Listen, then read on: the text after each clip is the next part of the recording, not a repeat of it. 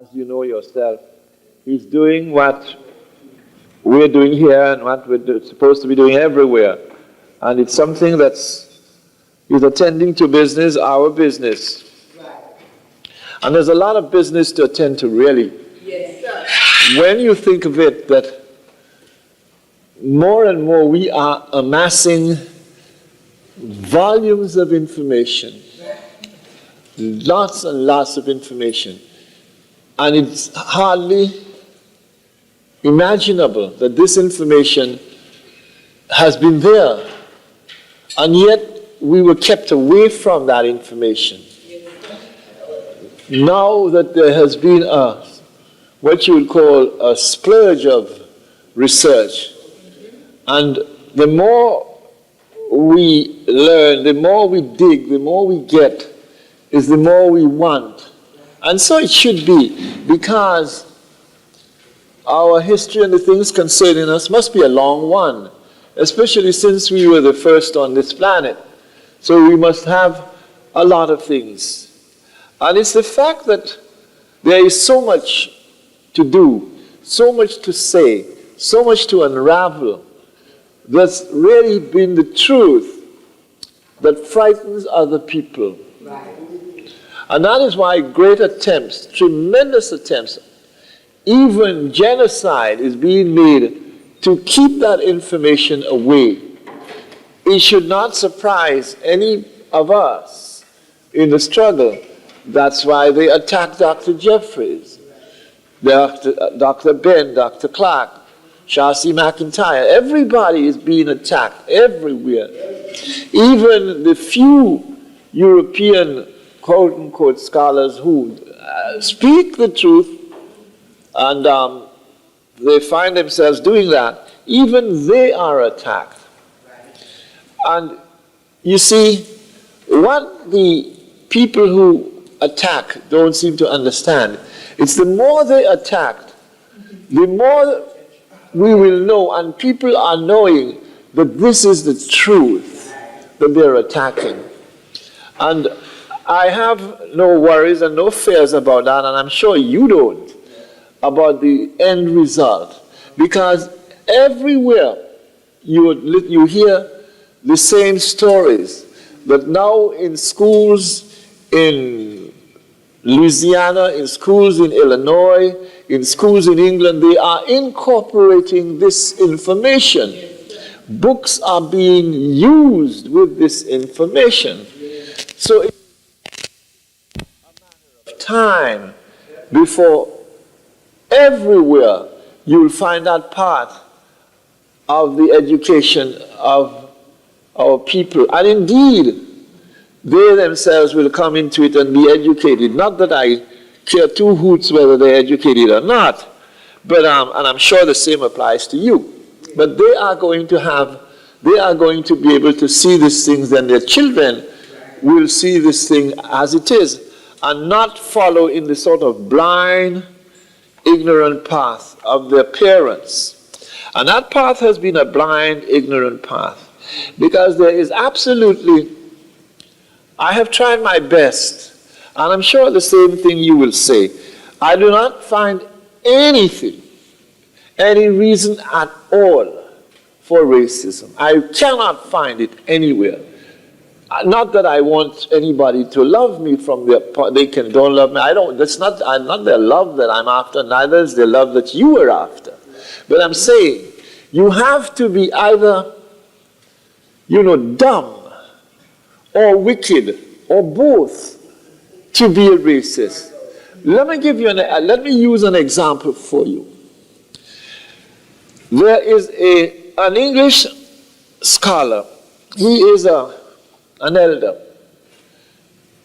His name is Dr. Hugh Trevor Roper. And this man is considered one of the great scholars of the world, as far as they're concerned. He can write histories of Europe, of Britain. He can write about the Second World War. He can write about their great prime ministers and other people, their great queens and all of that. He can write these, what you call, these august volumes about these people. And yet, when it comes to Africa, he can be so stupid. And I use the word stupid, but I'll have to change this word in a minute. Because when I tell you, the man could write in a book that Africans have no history, except the history of Europeans in Africa. The rest is darkness, and darkness is not a fit subject for history. Now, would you credit any man, any scholar to write this kind of thing? But he did, and it's published in a book that was published in 1967. It is not ignorance, really. It's got to be something else. So we can only attribute that to arrogance, white supremacy, racism. That's all we can say. So what I am saying is when, at that level, and he's not singular there, when he says this kind of thing, you know for yourself that there are many, many, many scholars like him who are saying the same thing. If that were not the case, we would not be having this problem that we're having in education today.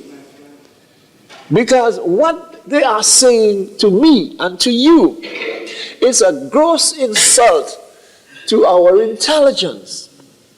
You are trying to tell the children, your children who go to your schools to be miseducated, you are telling them, and you are telling the world in your newspapers, your rags you call newspapers, your television screens, you are telling the world that all this thing about Africans is not true.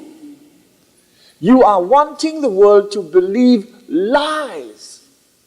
How can you have respect for anyone who does this? You cannot have respect for their system, for their religion, for anything.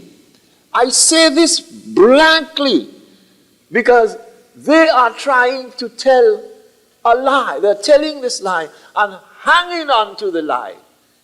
For what reason? For racism. All right. So what they are in fact saying is that no matter whether it is the truth written or not, African peoples are inferior. They're not like us. And so, we are not like them really. We're not like us. And so consequently, we cannot accept them in the world of equality. This is precisely what they're saying. How can you believe their laws? How can you have any faith or any belief in their religion? I'm saying, Malcolm was saying the same thing. I'm not singular in that respect. You have to ignore these people totally. And I mean totally. We have to live as we see ourselves. And we have to go our own way. You can live among people, but not be like them. It doesn't mean that you have to follow. Now, really, let us look at this thing before I get into this, what I'm going to say. It all hinges together. What really have they done on planet Earth that is beneficial to us, really? The Caribs were living before they were there. The Caribs they had known what to do with food. They had known what to do with living, making houses, building houses. Up to now, they're building, if the houses built like the Caribs and the Taínos and the Arawaks build their houses in the Caribbean, made out of the hands of the people, not belonging to any union, not being skilled in any kind of European building architecture. They build houses where hurricanes cannot even throw the roof off. There's a proof of that in the island of Dominica at the moment. The Carib, they call them cabes, round houses. They had the most ferocious hurricane in 1979, Hurricane David. It ripped off the roof and threw buildings down that had been built by American architects and contractors and so on. The ones that were built by the Caribs and the Arawaks remained. The way they built the roofs, nothing can remove them. These are people you call cannibals, you call uncivilized. What I'm trying to say to you, we haven't profited. Had the Incas been left on their own, had the Aztecs been left on their own, we do not know where they would have reached. Had Africans been left to their own devices, I am certain, like you are, we would not be in this position today. The building of cars, if we want to look at this, the building of airplanes, these things would have come. It's not only one set of people, because all the knowledge, the theoretical knowledge that they took in science and mathematics to do that, we had already had it, and it is from Africans they took it. That's right. We would have interpreted it the same way. Proof of the pudding is the kind of buildings that were built in Kemet and other places long before Europe knew anything. They had little square boxes, little holes for the chimney to go up, where the horses, the stables for the horses of the Moors were superior in comfort and architecture than their own, than the house of princes and kings in France and in England and elsewhere. So we have to understand that. The book that they just had, this brother was showing the book, the Iceman Inheritance, that was brought out again, and with the introduction by Dr. Clark. The Iceman Inheritance, one of their own scholars tells you straight, the trouble with the world is the white man. The man is right. Because he has done absolutely nothing to improve the quality of life. Building a car is not improving the quality of life, you know. Having a condo is not improving the quality. You know what would improve it? If he could find cures for all those diseases he brought from his lab and brought them to our people. That is what would be something. You cannot cure a common cold. He's brought AIDS into the world from his lab through his wickedness. And now he cannot find a cure. Some man is saying, some scientist was saying on the television yesterday, oh, in the next 8 years, they think they'll have a vaccine. 8 years?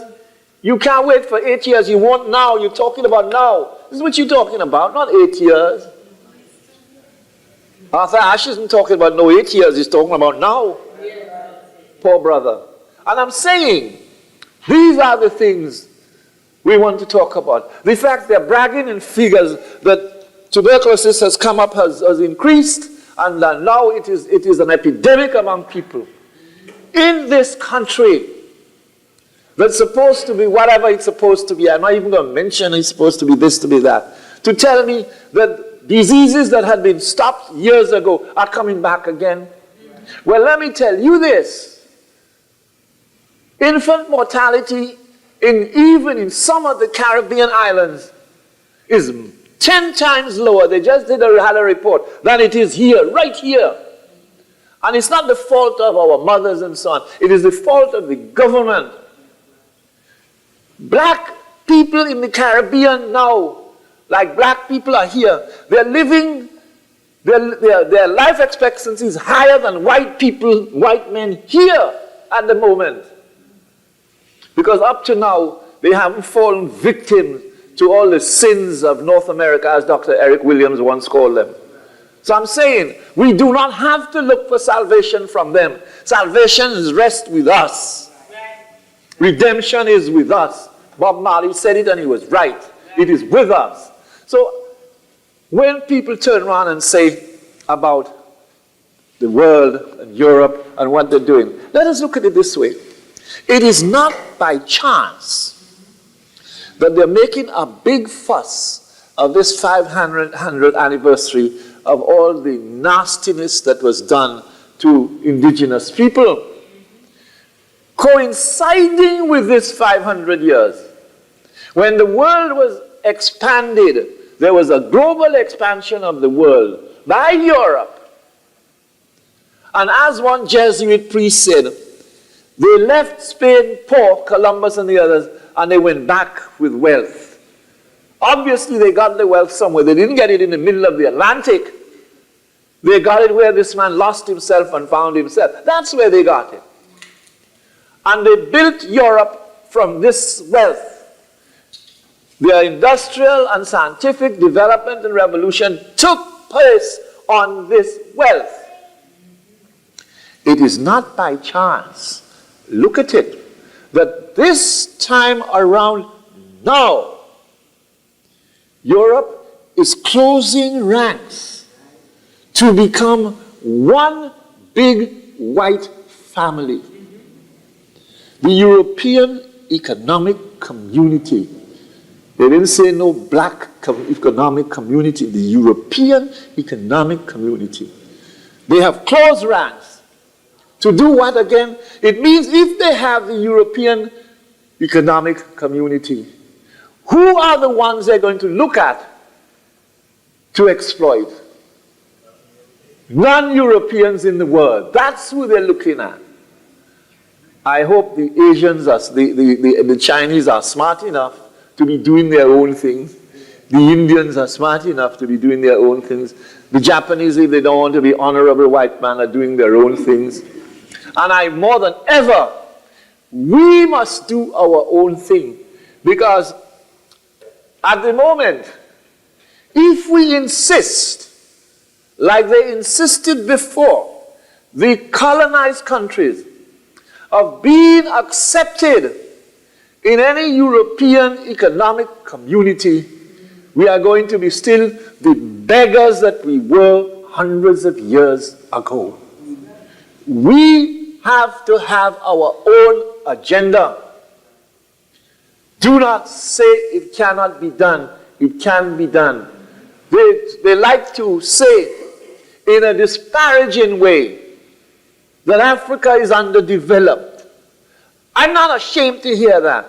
I only say that these men should have been killed who came there and raped Africa. They should have killed every one of them. And they wouldn't be saying that. Unfortunately, it didn't happen. But Africa is still there. African peoples have the necessary brains wherever African peoples are. They're inventive, they're creative, and they have the necessary vision to be able to do things. But we must do things together. And when we look at it that way, we will understand that it is then and only then we will walk as we want to walk in the world. We don't want to put hands and hug hands and kiss with these people. We don't. But we want them to be in a position where they cannot harm our children and our children's children, and they cannot harm us. They cannot harm Japan today. They are now saying if Japan pulls out in certain things, the recession is going to be even worse if Japan. So they were saying it on some discussion they had on television last night. They're going to be worse if Japan. Can you imagine that? It's a hell of a thing to say. Japan, they gave it a whipping 45 years ago. They dropped bombs, atomic bombs on the country, and now they're depending on those people to get them out of the soup.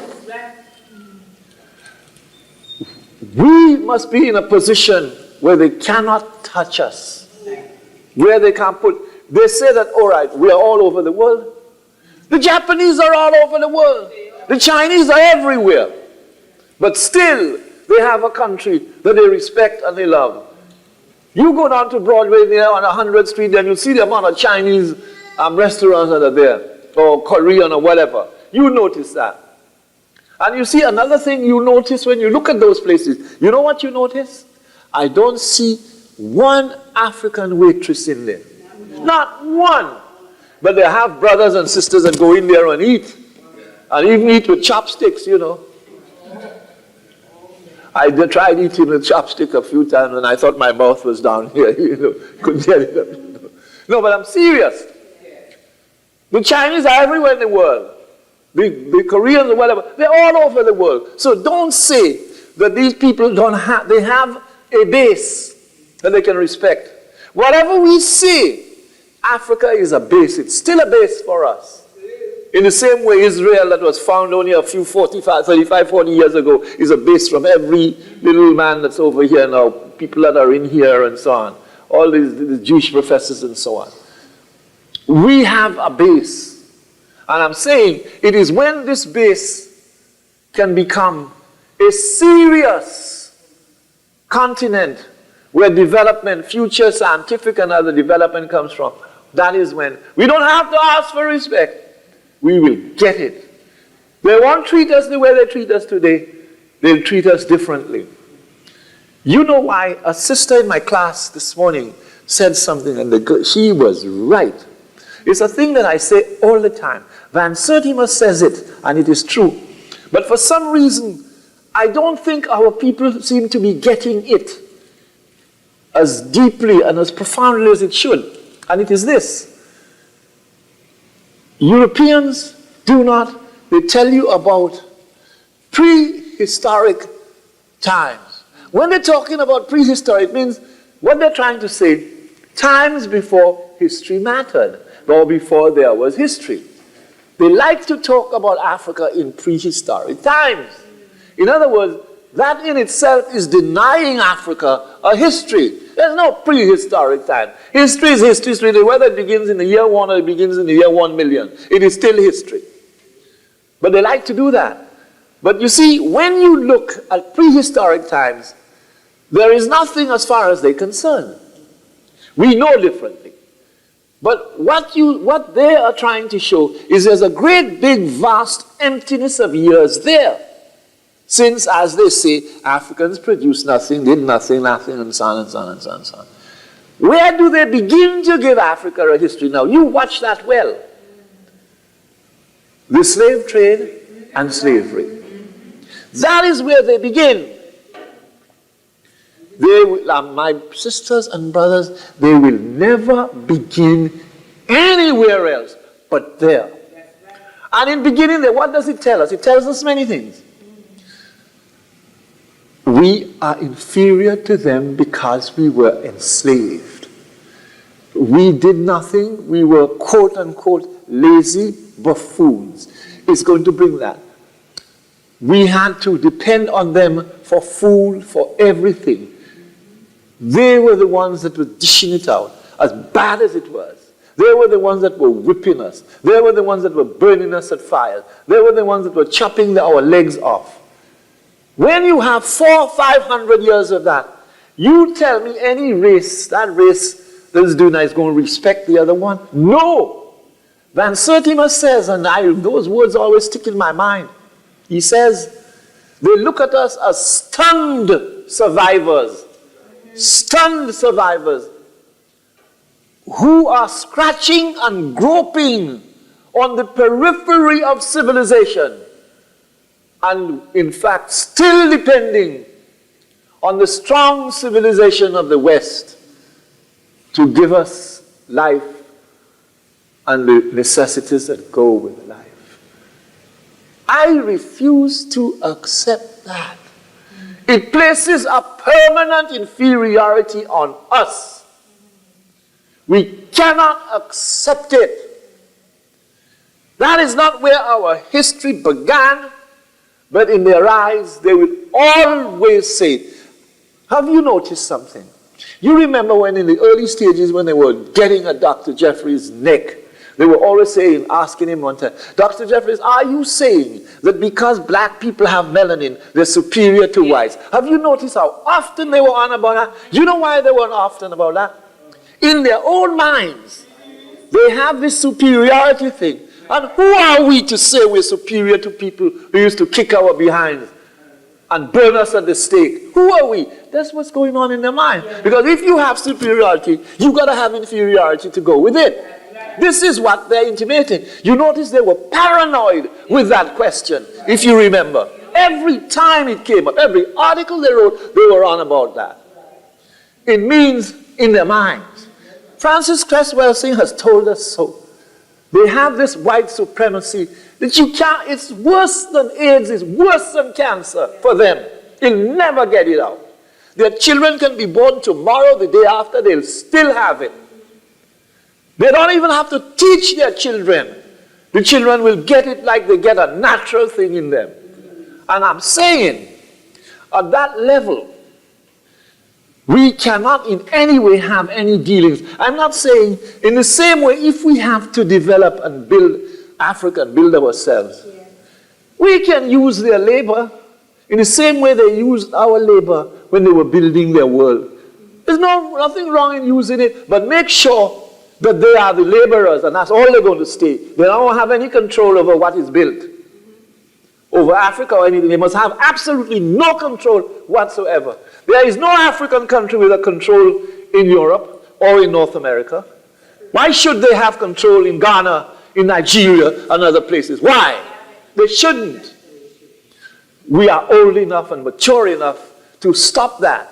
Our leaders are. So what I'm trying to show is the fact that it is this kind of, no matter what you do, you just have to ignore completely their thinking, and we have to go about our own thing and do it in whatever way or in all ways possible. Whatever is necessary, we have to do it. And we cannot exclude anything. I want to go back. If you read the papers, they like to talk, they love to talk about the countries, the underdeveloped countries. It's underdeveloped and developed. That's all they can say. In this world that is a long time been there, we shouldn't have been talking about that kind of thing. They were the ones that control all the resources of the world, and they're going to go on and still make it that they're going to control the world. You look at the behavior of the United States, and you can see that. The United States is an international cop. The United States believes in having an empire around it. This hemisphere, it said so, and it behaved in that fashion. The United States is always looking for somewhere to invade, somewhere that is weak in military might. They're talking about Haiti. My suggestion to my Haitian brothers is don't allow America to invade Haiti. They're going to do much worse than the generals of today. If you have to get rid of those generals, do it yourself. I can understand you inviting African governments or soldiers to come there, but not from North America or not from England. Because America was in Haiti before, in 1915. America went down there, and they had a job to get them out in 1924. They had to fight to get them out. They have gone to Grenada. You see the results. Nothing has changed. They've gone to Panama to take out one man. And if that man is guilty, most of the men in the cabinet of Reagan are guilty, including Reagan himself. And they're making they're making a monster of Noriega. Look at what they've done to this great big American patriot. What's his name? That colonel, whatever his name was. North. And North, who was going to make concentration camps for black people here in America. They're still on to that. And so I'm saying, you cannot take them seriously. What they did to Noriega, somebody said, one of the attorneys in the case after, the press is always pushing microphones in people's mouths at times like that. Well, he said that many people should not be talking and be glad and happy of what happened to Noriega, because they themselves can find themselves in that same boat. It means America can go to any country, attack the country, kill the people to take one man out to bring them here. And also he said, America has never had any respect for international law. Never. But they're the first ones to talk about other people. This is a country that's the most hypocritical country in the world. There's no other hypocrites that can match these people in their supreme hypocrisy. Especially with that snotty-looking bushman, you know. I say, you know, you never know. Something has got to happen to these people. Something's got to happen. You cannot get away with evil and preach how it's bad to commit sin on a Sunday. You can't do that. And you committing evil all the time. Something has got to happen.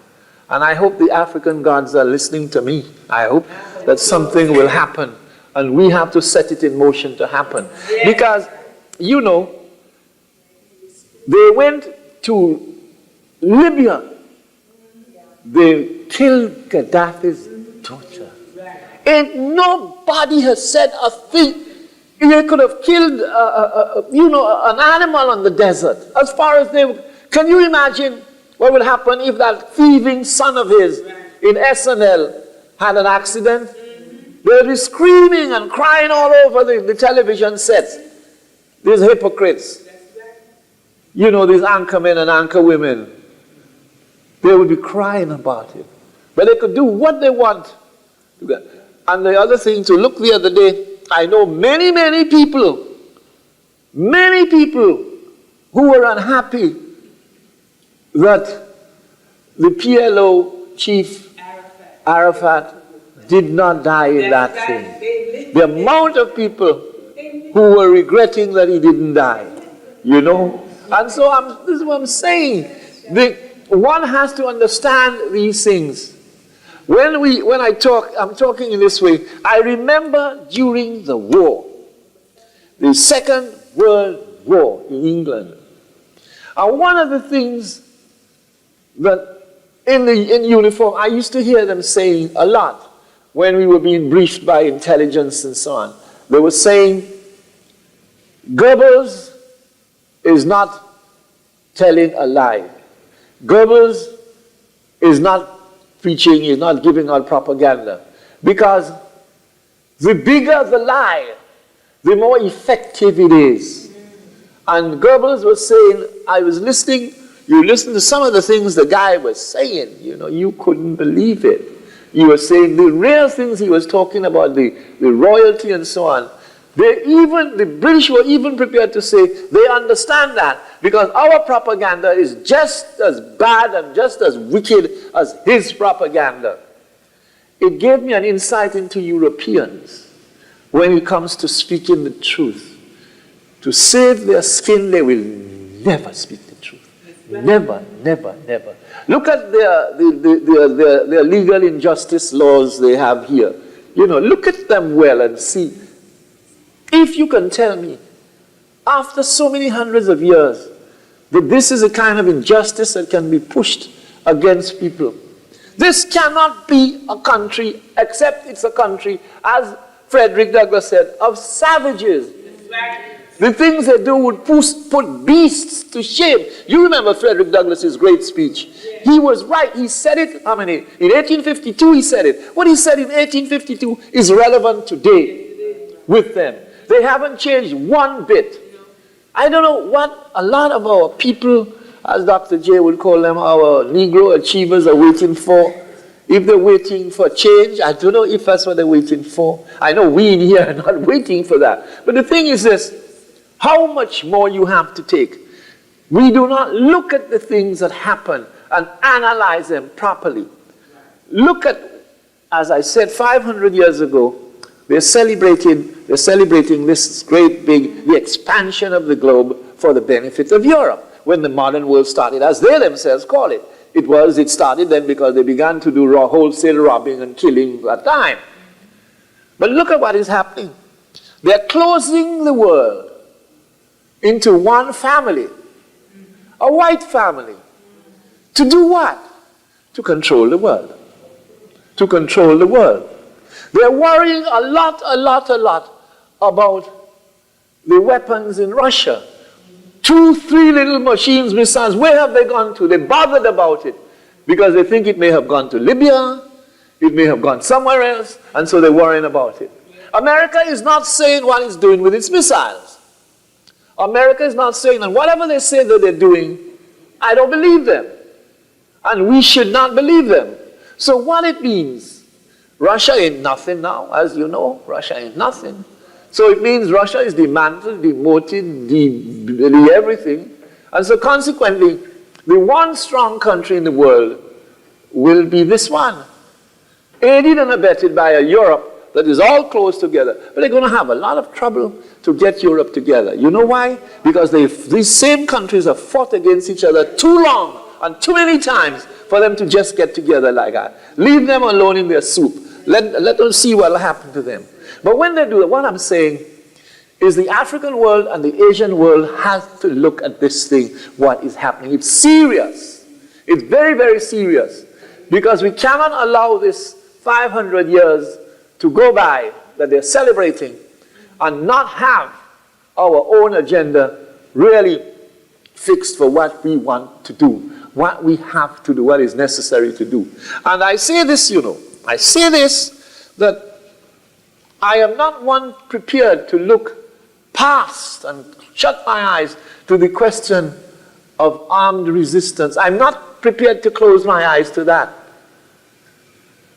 Mandela is not prepared. His wife is not prepared to close her eyes to that. She's not. The people who had the American independence were not prepared to close their eyes to that. You cannot close your eyes to that. If it comes, it has to come, it has to come. Death is there. If it has to come, it has to come. Or as it will come, but whatever way it has to come. So I'm saying, you will not be able to remove those people. There are many things that have to be done. Economically, we have to be able to attack them where it's going to hurt them, and look at other things as well. Look how they are afraid of armed resistance. Watch this. All of us in here remember, I'm sure, do you remember when the Cuban troops were in Angola and Guinea-Bissau? You know what South Africa said? Get the Cuban troops away so we can negotiate. Why do you think they wanted the Cuban troops to go? Because the Cuban troops were cutting their behind. That's why. We're beating the hell out of them. That's why they didn't want them there. They were a match for the South African troops. They couldn't match them. They were playing with Fidel's men, but they were playing with the wrong men. Because these were men that could fight the back of them and beat them at it. And anyhow, the Cuban troops went on. But in a sense, we have to have the philosophy of Fidel Castro. When he was asked, they were asked why they're sending troops to Africa. Fidel said that Cuba is 99% African, and it has a right there. The troops have a right there. But I think it's a cheek to ask, why should Cubans send troops there? These people who are from Europe send troops there for hundreds of years. What am I hearing? So it is good for them to do that and not good for the other side to do it. We drink this thing. Our politicians who are supposed to be educated in their universities eat, drink, and sleep this kind of garbage. And we can't look to our politicians, you know, to them to do anything.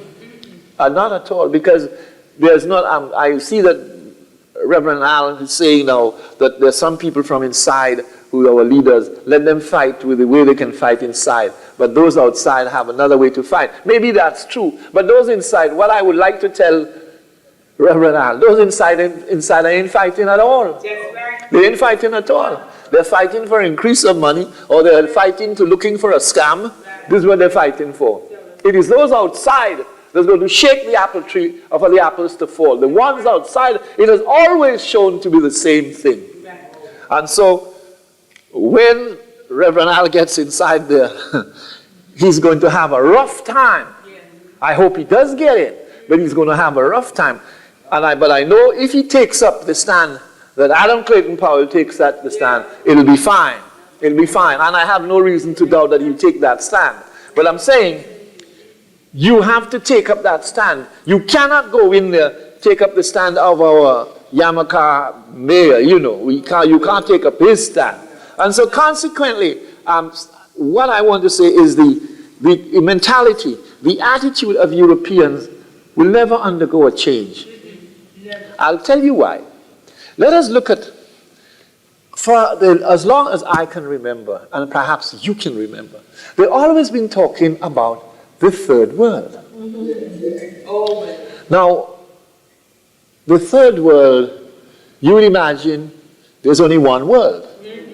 But the third world is an economic, political, racial, and educational phrase brought up by them, made by them.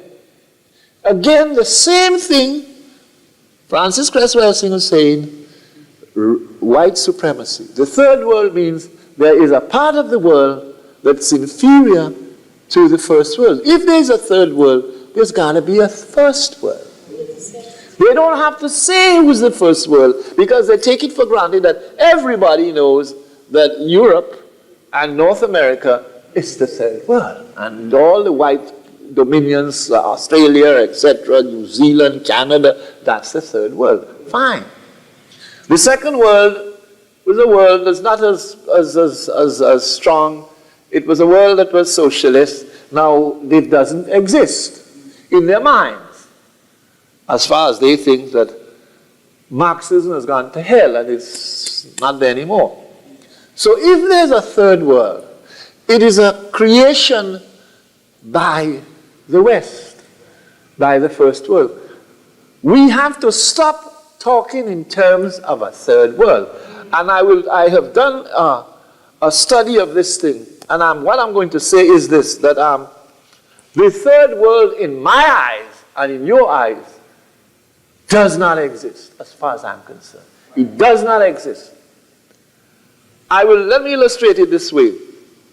What I want to say that this third world, you and I, cannot defend a third world. It does not deserve a defense. If you are defending the third world, you are defending a guilty world, a world guilty of keeping itself in underdevelopment and poverty. You are not looking at the causes of the underdevelopment, the causes of the poverty. You are blaming the peoples of the third world. When they say that, what they are trying to say is all that I have gone before and reiterated to you is that we are inferior and we do not have the capacity, the mental and the intellectual capacities to be a first world. And in any case, to be a first world means that you have to model yourself on their premise. I am not prepared to model myself on them. Neither should any one of us in here. If we are creating a world, let us create an African world. That's what we should be about. Not a first world. It will automatically be a first world. And therein is going to lie a lot of problems with them, not with us. So I'm saying that, let me put this in your mind. What is this third world anyway? And where is the third world? I mean, where does it begin? Where does it start? Where is it at all? If we say third world, we are not talking about regions. We're talking about people who happen to live in regions. Now, all right, what about these people who come? Say, like, for instance, if we call Jamaica a third world country, it doesn't mean we are meaning not Jamaica, you know. We're calling Jamaicans third world people. What about Jamaicans that are here? What about Jamaicans that are in England, Jamaicans that are everywhere? It's the same thing with Puerto Rico and all these countries that we could lump together as third world. Their peoples are all over the world. So in other words, if you're talking about a third world, this third world is scattered everywhere, even in the first world, if you have to look at it that way. And you're looking at the first world as the rich countries. How many countries of Europe really that you could call first world? You can't. What new experiments, new inventions have they brought about? Going to space? What has that going to space done? Can you tell me for the benefit of mankind yet, or the world of humankind? I haven't seen it yet. Maybe, I don't know, but I doubt it. I doubt it. There's billions and billions of dollars that are spent. So let us put it this way. And if we accept, the fact is that I'm establishing in my thing that the third world, as a world apart, as a world of peoples, does not exist. It doesn't. What exists are countries in which African peoples, Asian peoples, and so on lived that were colonized by imperialist powers for their own benefit. And the creation of these colonies was a deliberate creation by Europe, or by quote-unquote the first world. The first world came into being at the time of Columbus, their concept of a first world, when they began to take lands and use all the lands. Now, when you talk about a third world, what is it? What are we talking? We're talking about politics, we're talking about economics, and we're talking about military affairs. Now, we're talking about, the main thing we're talking about is domination. If we're talking of dominance, as they like to use in terms of the third world, politics. Who controlled the politics of these countries up until about 40 years ago? Europe, Britain, North America. Who controlled the economics? By force of arms, these same countries, to build their own. So the third world in there is a creation, again, not of the people, but of the dominating people of the first world, or the quote, their world, that were there. And it was not something, the third world was not something that was accepted openly, and we sat down and did nothing about it. Because from the time Europe entered into Africa, the Caribbean and elsewhere, people have been fighting to get away. There's been struggles all the time. Don't worry about what they say about the abolitionists. Africans have been fighting for their liberation from the beginning, from the word go. They were fighting from the time they were leaving the coast of Africa right up until today. They were fighting for their liberation. So in other words, they were not prepared to accept, in a general rule, this question of dominance. They accepted it because in the final analysis, when government could not succeed in stopping them, they used what they themselves, a phrase they dug up called gunboat diplomacy. In other words, they began to use arms to be able to control the people. When Britain wants to control some riot or something in the Caribbean, they send troops. America does the same thing. So in other words, what they want to keep a permanent situation, a third world situation that they created, leave it in existence. There was absolutely no reason why America should have invaded Grenada. When, during that time, the IMF conducted a survey of these islands in the Eastern Caribbean, and do you know what the IMF report is there? The IMF report said that of all the countries, St. Lucia, St. Vincent, Dominica, Martinique, Guadeloupe, of all these countries, that's in 1983 when the assassination came about, the one country that was showing any visible progress was Grenada, under Maurice Bishop.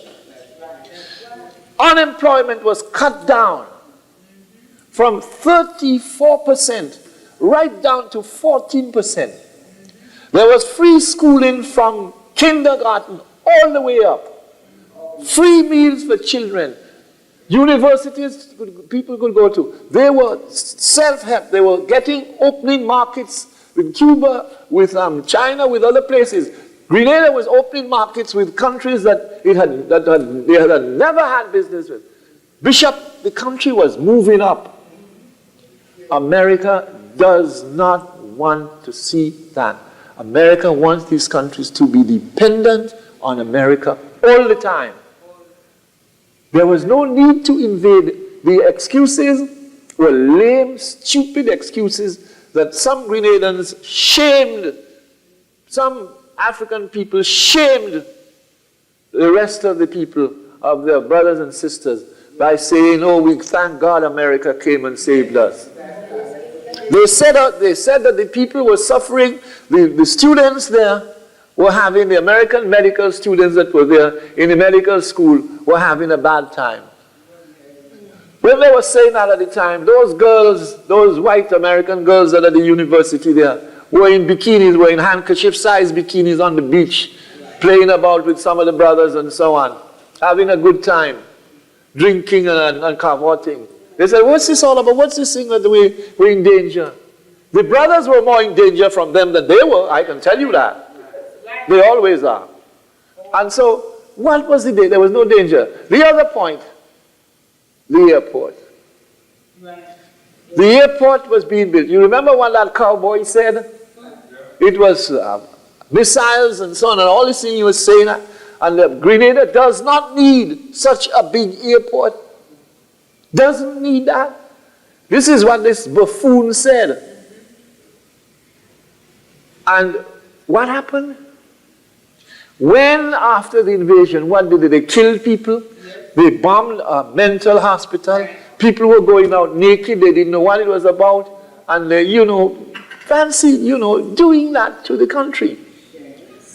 And what he goes and does, the same airport that was too big, too long, too everything, he goes and gives American aid and they build that airport for Grenada. And the height of really shame is that airport is now called the Ronald Reagan International Airport. Yeah. Can you believe it? I told a Grenadian brother, don't ask me to come and see if I can't come on a boat or on a sloop or something. I'm not coming on no airport to land in that airport because I hated Reagan so much that something might happen in the plane that I'm going to land in. I ain't coming there by plane. Ronald Reagan, and they got Reagan to go down and bless them to open the airport. And he had so little shame that he went down there and at the opening ceremony. That is what they mean by dominance, the dominance of our people. When they talk about the dominance of the third world, of countries over the third world, what they are saying is that they themselves intend to exert this dominance on a permanent basis. This dominance, it tells me that it refers to unequal relations existing between the developed capitalist countries and the countries of Africa and the Caribbean. That is what unequal relations. So the relations between the third world that they created and the first world is an unequal one economically, politically, constitutionally, educationally. It's an unequal one. And as long as there's a third world, there will always be an unequal relationship with the first world. In other words, with the world of Europe. Always. So this is something that we must remove from our thinking, remove from our vocabulary, remove totally, if we want to create a new society that is African. We have to remove that. Because the third world is not our creation. It was theirs. And it conjures up things that are nasty and bad. And within this relation that I'm talking about, economic, political, and culturally, in fact, what has happened, it has affected our cultures. The European false, superficial culture has come in, and in Africa and in the Caribbean and elsewhere, and has caused, again, our cultures to literally go underground almost. The fact of life, the presence of life, the presence of living is always a European one. I'll bring it with language. In countries in the Caribbean where they speak a Creole, you cannot go to school and pass any exam in Creole. If you're in an English-speaking country, you've got to pass that exam in English. Your papers have to be corrected in England. If you're in a French country, you have to do it in French. A French colony then. The same thing with the Spanish. You know their national languages in the Hispanic areas is Spanish. So again, that in itself shuts the door on our culture and makes our culture go underground. Even the religions of Africa have to operate. Not a lot of people do practice it, Santeria and so on, but it's not openly practiced like, say, the house of God, the church of God, born again, redemptress, all of that. They have all these little places all over the Caribbean. All these people that are here, these sex perverts that they send to jail, those electronic priests and so on that they have here. They come down to the Caribbean and on Sundays, tomorrow is a field day. In one street where my brother lives, there's 3 of them. 3 different churches. And you see, on the veranda in the morning, when I was down there the other day, the little children coming down with their bags, with their handbag, shopping bag. Their mothers give them food and cake, and they have nice little white socks on, and nice little shoes, and nice white dresses, and their hair done, combed. They put a lot of coconut oil, and it's well combed, and they're going to church. Now those kids are going there from 8 o'clock in the morning. They're going to go back at 6 o'clock at night to their walk back to where they came from in the dark. And they're singing hymns, hallelujah, all kinds of hymns are going on, clapping and beating of tambourines. I don't hear any drums in those places. And that goes on every Sunday. Now when their mothers and fathers go home, that's not enough. They turn on the television set to watch, when he was popular, Swaggarts and all those other people. And they sit down there, with my brother's wife. She tells me that I notice on Sunday, every time this is coming on, you take the car and you go down to the beach and you stay out all Sunday. And when you come back in the night, you just come back for a short while, you take a shower and you go out again. She said, why don't you sit down and get a little God inside of you? I said, no, the African gods are there. They won't allow the European God to come in. And she said, oh boy, I don't know what they'll do with you. Your brother is not like you. I said, that's why he's stupid. He's not like me. She said, don't call your brother stupid. He's not stupid. She sits down there and she takes all the shows. More than that, she got tapes. And she says, the only thing that hurts me is that I cannot send and ask a question from here. I said, why can't you? When they're taping it, you get on your telephone, and it's going to cost you some pence, but you get on your telephone and send a message and ask a question, from these fakes. I said, all of them fakes. Oh, you mustn't say that. I said, I say worse, but I won't say it to you because the language is very terrible, what I have to say about them. But that goes on in all the homes that you want to see. On a Sunday, the young brothers and so on, they jump in their cars and so on. They're not in this kind of business. But the majority of the people from about, say, 35 upwards are into that. Apart from the fact of going to the cathedral, going to the Church of England, the Anglican Church, the Presbyterian Church, going to the Methodist Church, they take religion on 24 hours on a Sunday. Like this is Lent now.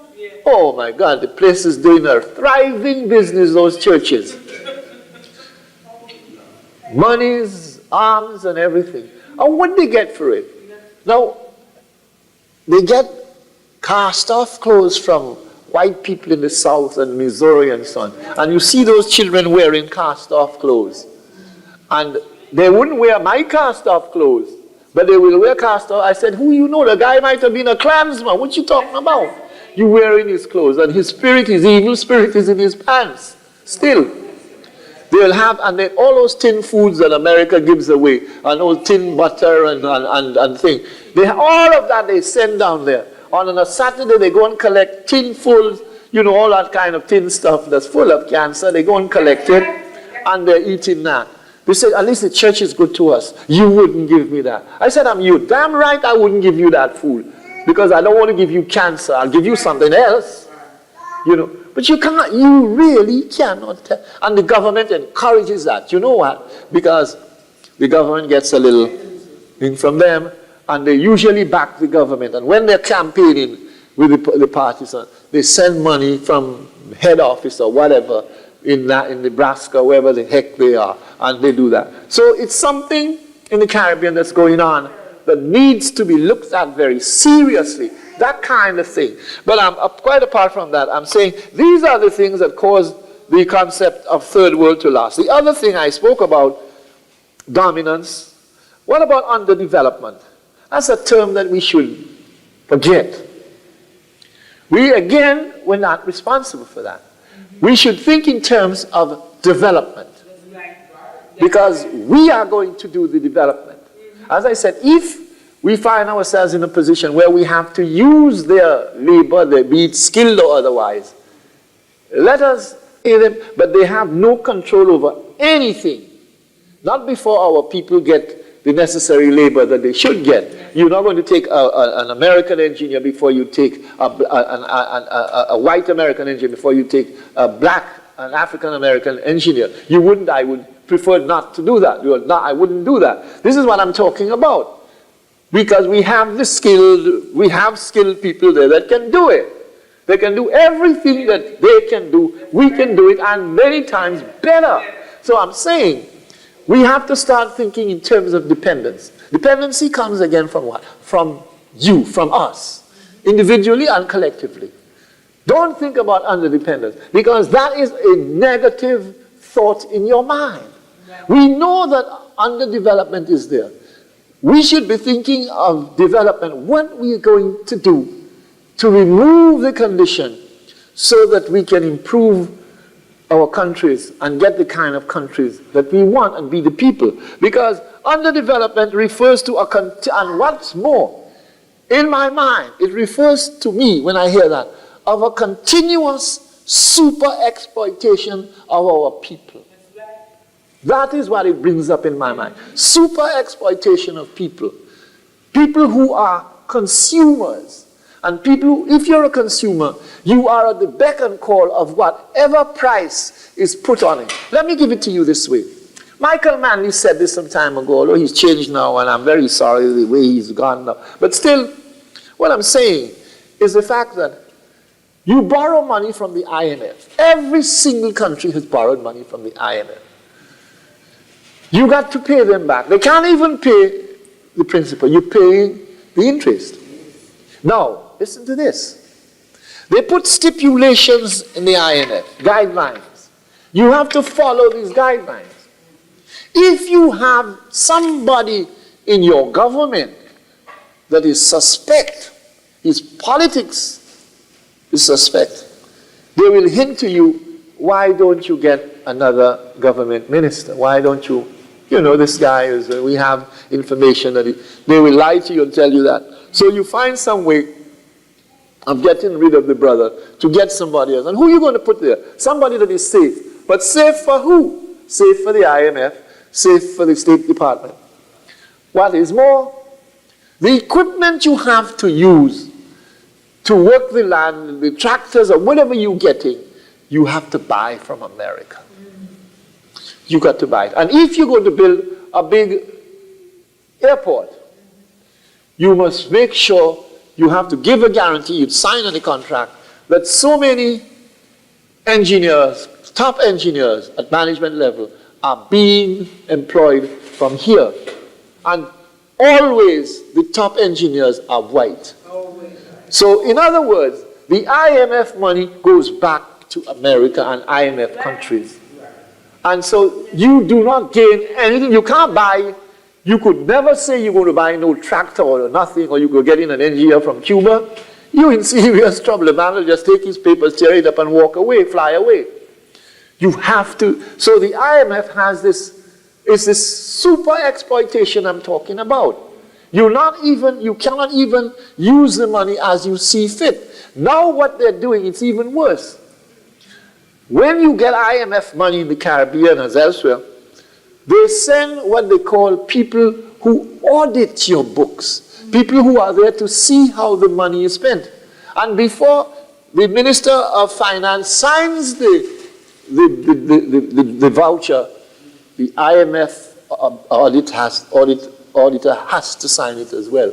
So you cannot do anything against the wishes of the IMF. That's the way these people are getting money.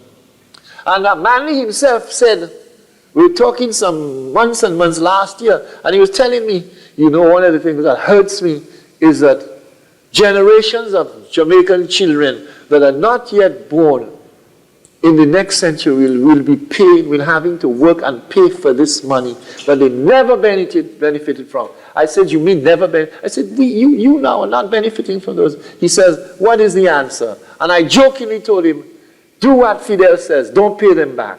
That's right. You know, don't pay them because they owe enough money, you know, they owe these countries. Now, these are things seriously. So we have to look at these things seriously. We talked about underdevelopment. And in other words, we are super exploited by the dominating societies. And the dominating societies are from Europe and North America.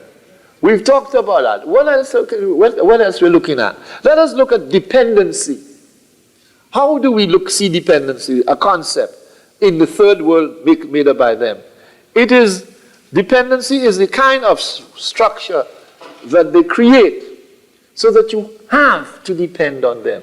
Now what I was saying is that what I was saying again, they will tell you, like Reagan did, the Caribbean Initiative Basin Initiative, where certain Caribbean goods will come into America without having to pay this great big duty and tax that they pay. When you hear the sound, at the same time you're allowing them to come in without having those certain goods, little goods that's coming into America to be sold here in the American market. Now let me ask you this. The little things they make in the Caribbean, do you think America, one of the most highly manufacturing countries in the world, you think that's going to have any effect on the American economy? No. In return now, you have to allow them to send all their goods to you in the Caribbean to sell. And you know, America, one of the reasons America wants empires is because the domestic market is swamped with its goods. And America cannot depend. The United States, I don't like to use the word America with the United States. The United States, not any America at all. The United States has swamped its markets, its internal market. So it's got to send its goods outside to be sold. Otherwise, this economy would be shaken as it is now. So it has to be selling outside, selling cars everywhere, selling corned beef, selling whatever, everywhere in the world it has to be selling. And these countries, all the Latin American countries and the Caribbean, are merely markets for these goods. I don't know how many of you ever went to Jamaica during the time Siaga was in office to see the supermarkets in Kingston and elsewhere, chock full of food. And people were saying in Jamaica, you see that? Manly gone, look, our shelf full of food. They're not worrying what kind of food it is, you know, but the shelves are full of food. Now the shelves are empty. They don't know where to turn. But it's this kind of thing that we, in the countries that they designate the third world, we do not give thought to. And this question of dependency, the areas of dependency, I mean, food, for instance, is a serious thing, particularly food. And nowadays it's coming to the question of cars and things that are on the television sets. There is not one island, no matter how poor the people may be, they have television sets, VCR. I know a friend of mine who has a little two-room house, and the man has a Magnavox that's nearly as big as the room. And you know, he plays and he has his VCR, and when he's playing his VCR, the whole yard sits down and watching that, you know, and he passed drinks and so on around, you know. It's like it's a community. I mean, I can see that part of it, you know, but I'm telling him, Oscar, man, you're showing the people the bad things, not to mention late at night, he has friends and he shows some very funny films on his VCR. I don't have to tell you, but he shows some very funny films on his VCR. And, but the thing is that America, these things have swamped. You go into a home now, it can be in the most rural of rural areas. There is a big fridge in the place that can hide, you know, it can hide a 6-foot man. Those fridges have all sorts of things. Washing machine, they're not satisfied. I said, man, you've been washing in the damn river all the time. Now you telling me you having washing machine. They have washing machines in the room. They have drying machine. They have everything that's going there. The best bed, everything. Now, all right, if you use your money from bananas on that, okay, that's fine. You're making it a little comfortable for yourself. But what I'm saying is to buy all those things, they are bought with foreign currency, American dollars. You are buying American commodities. They swamp the whole of the Caribbean. Now, I can see what you see here now on television at this moment. They're seeing it in the Caribbean. They're seeing the same thing. A thing that will surprise you. You think our people love soaps here? You should go down to the Caribbean. When I come in the house, my brother's house with Cynthia, this religious lady, a nice lady, but you know, she tells me during the time of soaps, she says, Ed, I can't talk to anybody, you know, the phone is off the hook and so on. Oh, no. And she can tell me all the names and what's been happening. She likes this one. I said, Cynthia, don't ask me, I don't know their names. The only thing I can tell you, I know a title called The Guiding Light. That's all I know. I don't know anything else. I can't tell you what's on there. She said, you mean to tell me you live in America and you don't know these things? I said, I don't. And she's not alone. When they meet for prayer meeting, like yesterday, Friday was prayer meeting, and they go up to a place called Calvary. It's called Calvary. There's a huge cross up there. If you pass, when you fly over the island, you see this huge cross. When you pass by ship, you see this huge cross. And they go to a little grotto there to pray. And they take up sandwiches, they take up tea, and those who like it take up a little thing to strengthen the tea, you know, the coffee and so on. They take up a little, you know. Before they can do that, they first of all, they gossip about all the sins that are happening there. Who's going with who? Whose wife don't know she's with? Whose husband don't know his wife has his best friend? Well, all of that go. They come up there to pray, you know. Then the next minute, when they finish praying, they're now going to talk about the soaps. They're talking about the soaps. And then after they finish talking and eat and so on, they start Hail Mary full of grace, you know. That's what they do on a Friday evening. You know, and she tells me, Ed, you know, we prayed for you. I said, please don't. Please don't. I said, why you have to pray for me? She said, because we know you know how you don't believe certain things. I said, I don't, because they're not true. And anyway, I'm saying, this is what?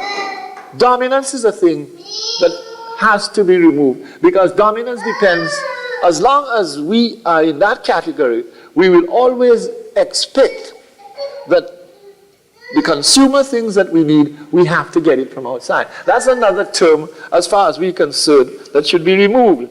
That we are so dependent on that the indigenous governing class continues to have good relationship with countries like America, like Britain, and so on.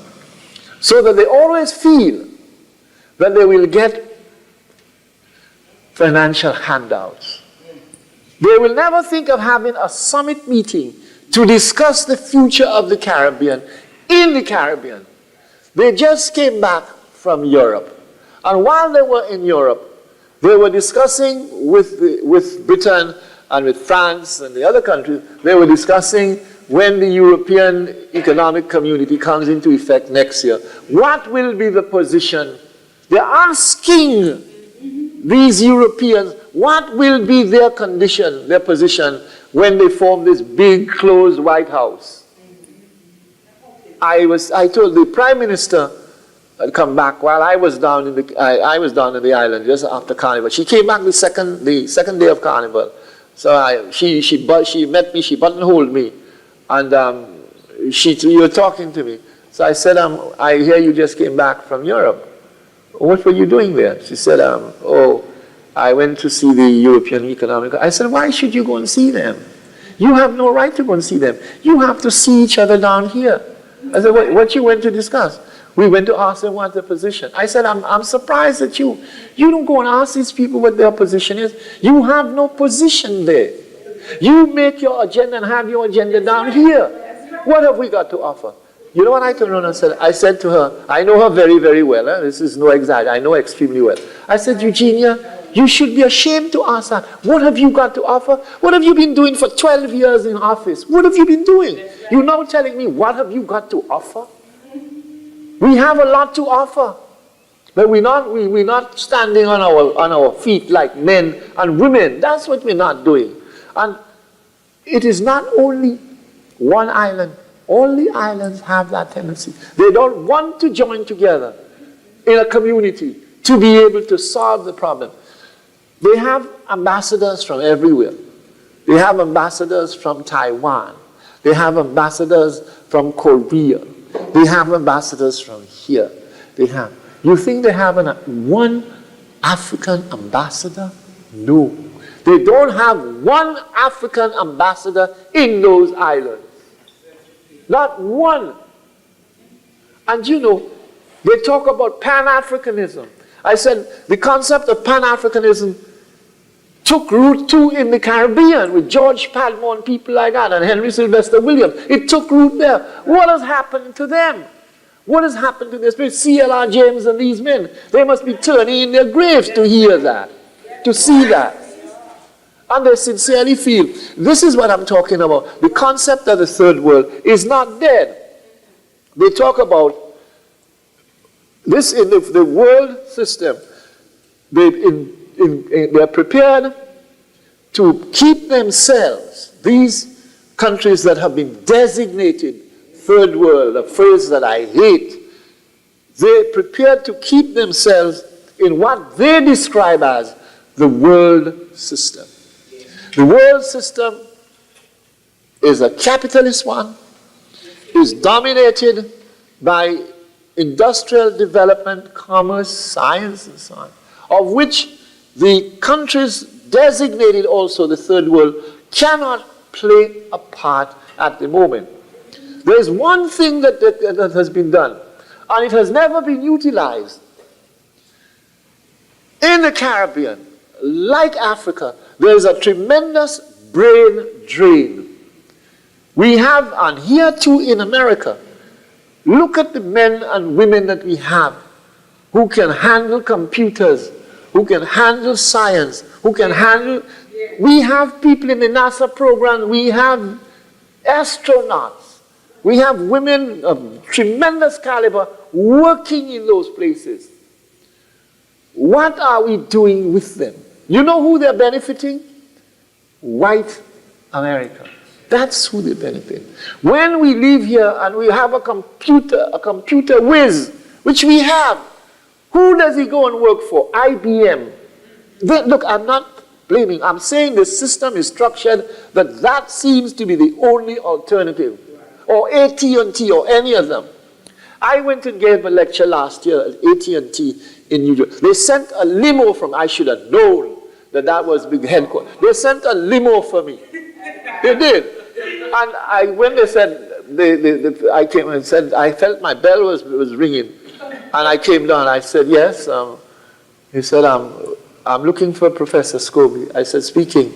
He said, I've been sent here for you. I said, I thought as a friend of, that was, you know, one of the guys that worked there was coming for me. I know a fellow that worked. I thought, he said, no, they've sent me to get you. Man has his hat a brother, a black brother, a brother. His hat and his thing, and he took me in the limo. I sat in the limo. I said, well, there's very few times I may never have that opportunity again. Let me make myself comfortable. The man drove me right to the door.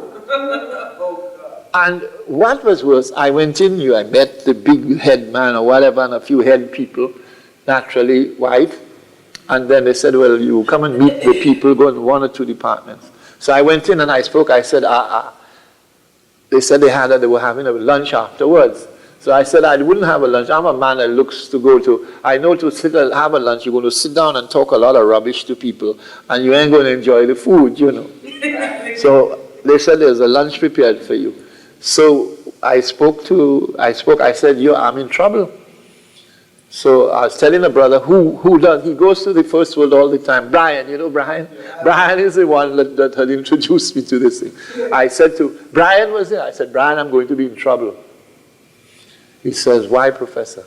I said, Brian, you know what I say in the first world is precisely what I'm going to say here. Perhaps it will be worse, just for wickedness' sake. It's going to be worse. So Brian said to me, he said, Professor, just say what you got to say. And boy, I said what I had to say. I notice a lot of red faces and what have you, but that gives me a nice thrill to see red faces. I love to see red faces because I know it's going home, you know. So when they were finished, a brother that was there dressed with his clothes and his belt tie and his nice, well-dressed, a tall brother, he comes from Harlem. He tells me, I'm going to take you to show you the department where I work. So I go with him before we go into lunch, and he's going to take me to the toilet to wash my hands and all that kind of business. So he's taking me around. So he takes me to this department, and this department, there's a lot of white people in there.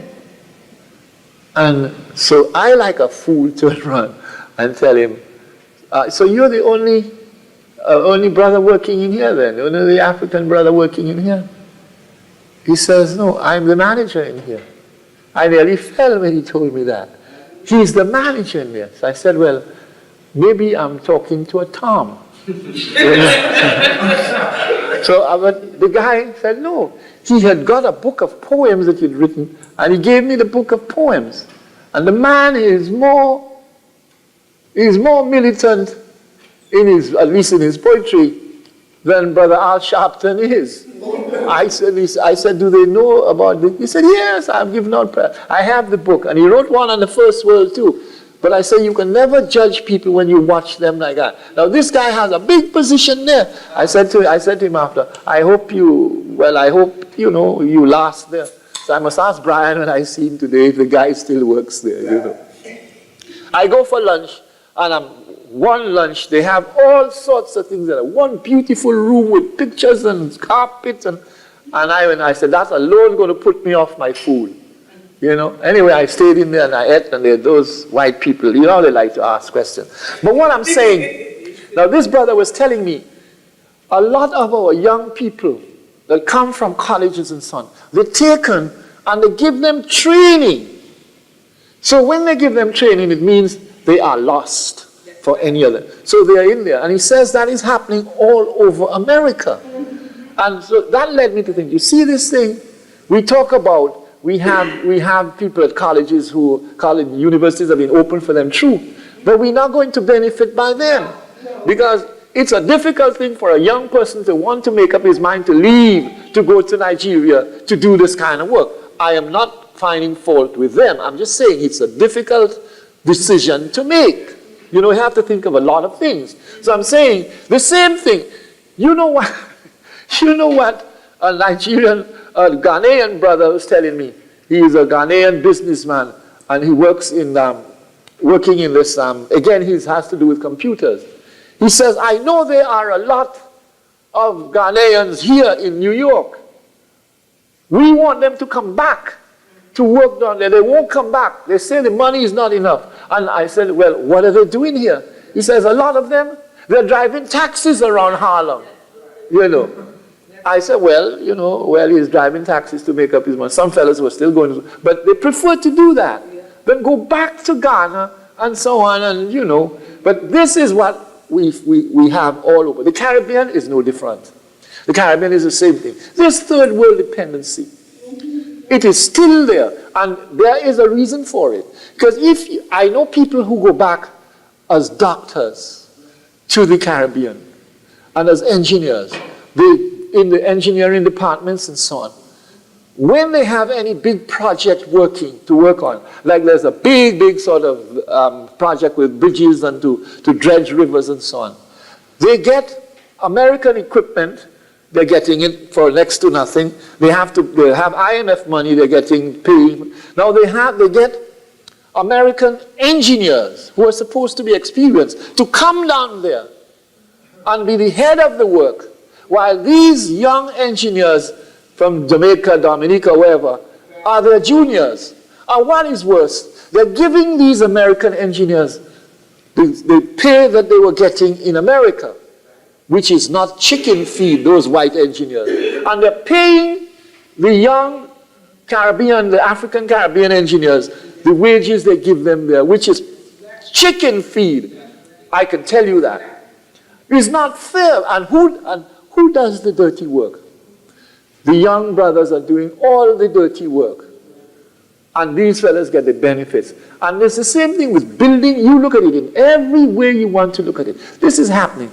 This, again, is a third world condition that we're talking about. This kind of dependency I was telling you about.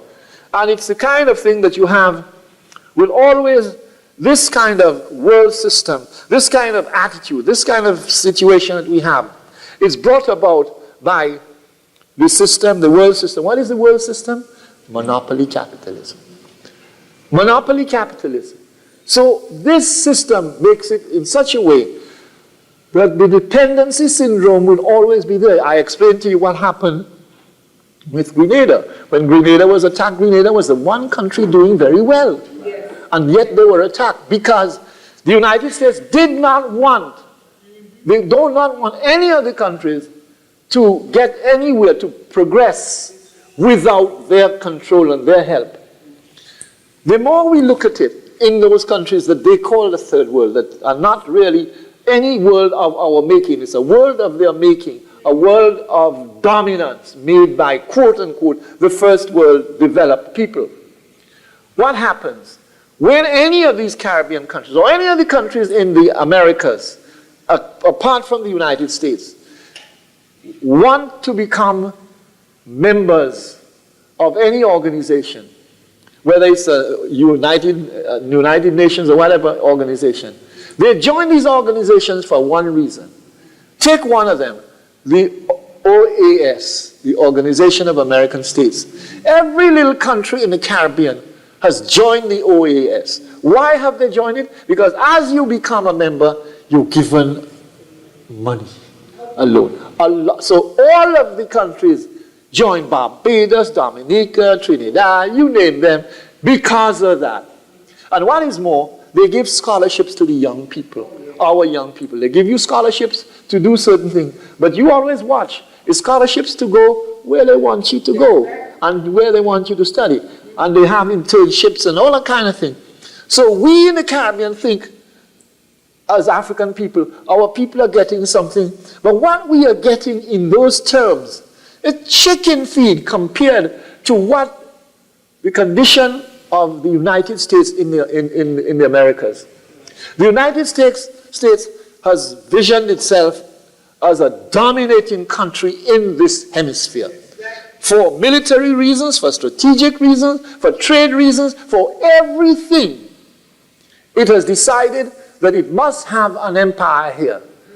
And now, being that it stands almost alone in its might, its eyes have turned to the rest of the world.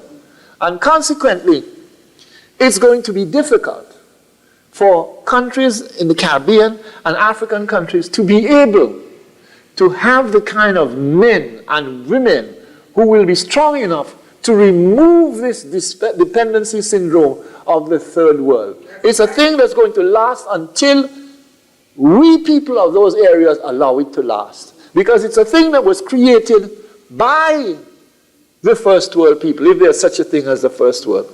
And the other thing I wanted is the capitalism, the kind of capitalism I'm talking about. I am not necessarily making out a case for Marxism. Please get this straight. I'm making out a case for a system that is going to utilize some indigenous qualities. Frantz Fanon said, and Fanon was right, he said that it is about time we stopped imitating Europe. We stopped imitating and building institutions like Europe. Every generation has its role to play. In the countries they so wickedly call the third world countries, we must create for ourselves. We must build for ourselves. But we must also go back and look at the indigenous qualities that are there that we have never made use of before. We have never really made use of our brain, unless that brain has been trained by them. We do not accept our brain unless it is trained by them. So I cannot say, as Fanon says, I cannot say that we use our natural intelligence. And everyone is endowed with natural intelligence. But that natural intelligence on its own will not do. It has to be linked. That you get and you learn. We really have not done that. If you look at the governments of the Caribbean, they are all fashioned on Europe style of government. None of them are fashioned with the kind of government of the people, the kind of things that people require.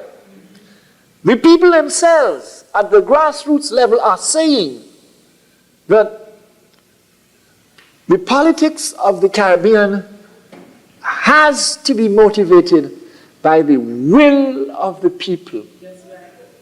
Government must not use the will of the people to bend it. They must not be allowed to do that. The people must have a say in all that is being done in the Caribbean. This guy knew that. Maurice Bishop knew that.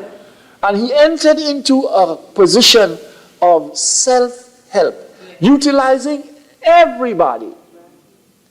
Again, the United States was wicked and evil and smart.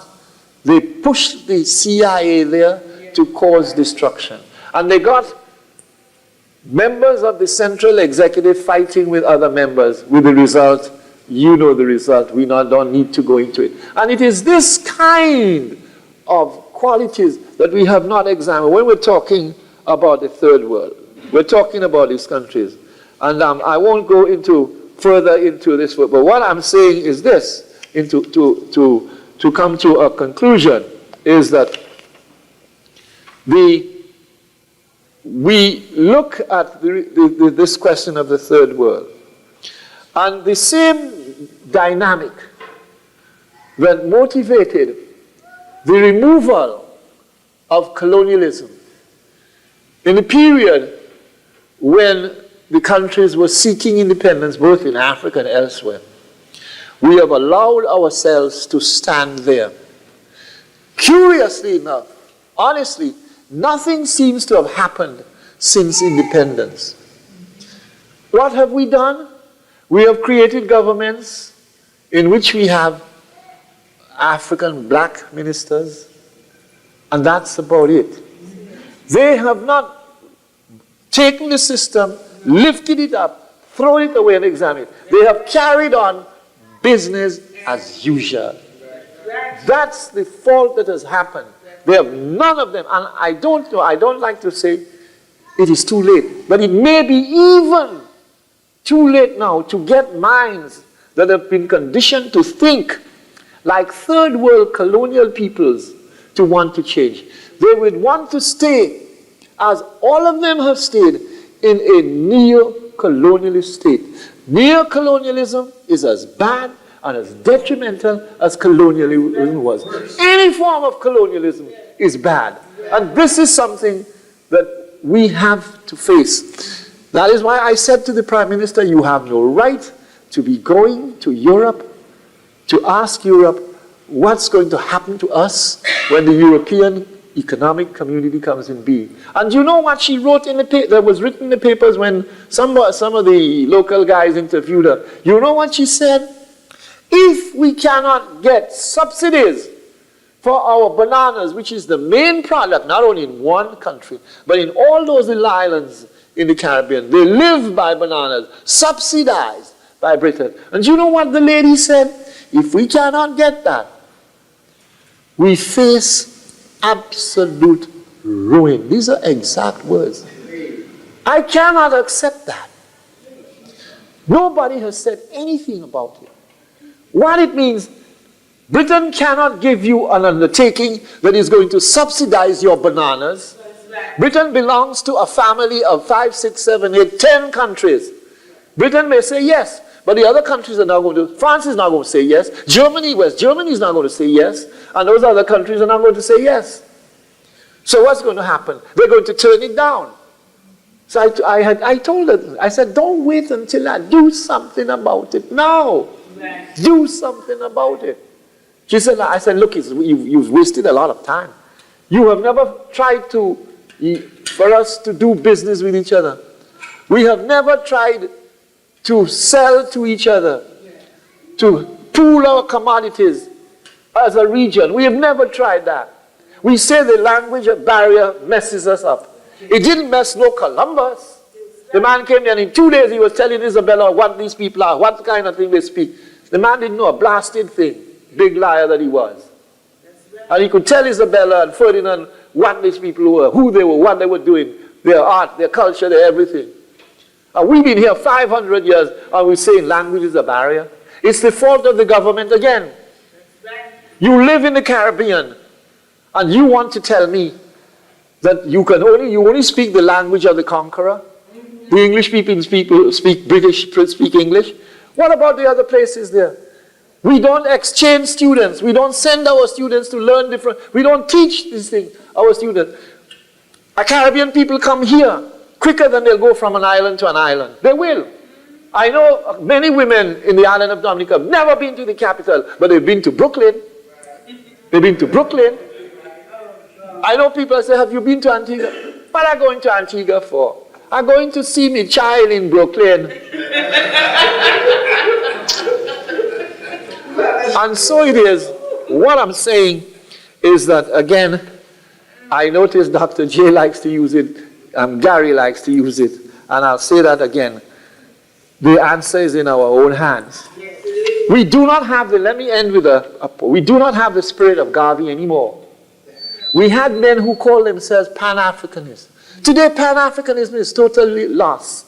If we had that spirit today, that these men had, C.L. James, Leon Damas, George Padmore, if we had that spirit today, we would be able to do something together. And this is the kind of spirit that I'm talking about. Let me read one short verse of what I'm saying here.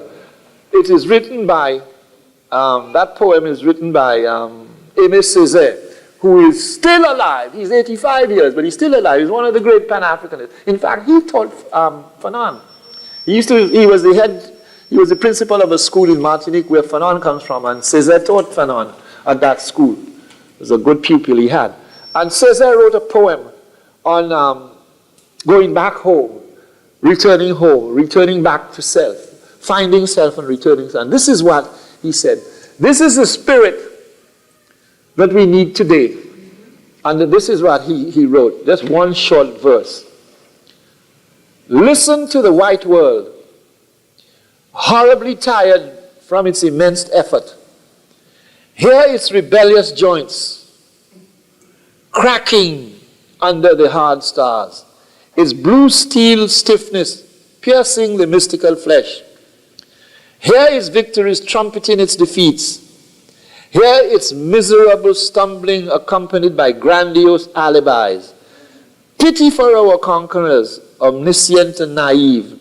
Europe, I give my support to all that powders the sky with its insolence, to all that is loyal and fraternal, to all that has the courage to be eternally new, to all that can give its heart to fire, to all that has the strength to burst from an inexhaustibly sap, to all that is calm and sure, to all that is not you.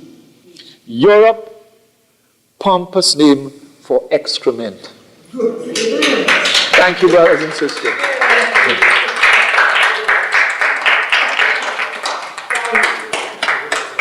Thank you, my brothers and sisters. The archives is huge. It's 30,000 hours. Help me digitize it, organize it, and save it for African people.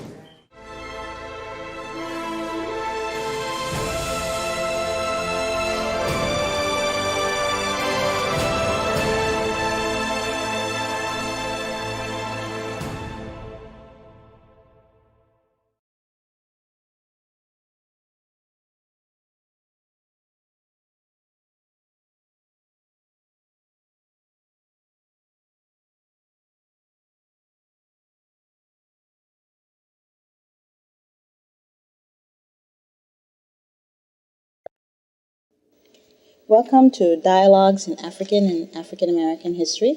This is Adjoa Cheryl Sterling, and today we are interviewing Professor Edward Scobie, a noted African Studies scholar. We will be discussing the African slave trade in our conversation today. I'd like to welcome Professor Scobie to our show. Welcome, Professor Scobie.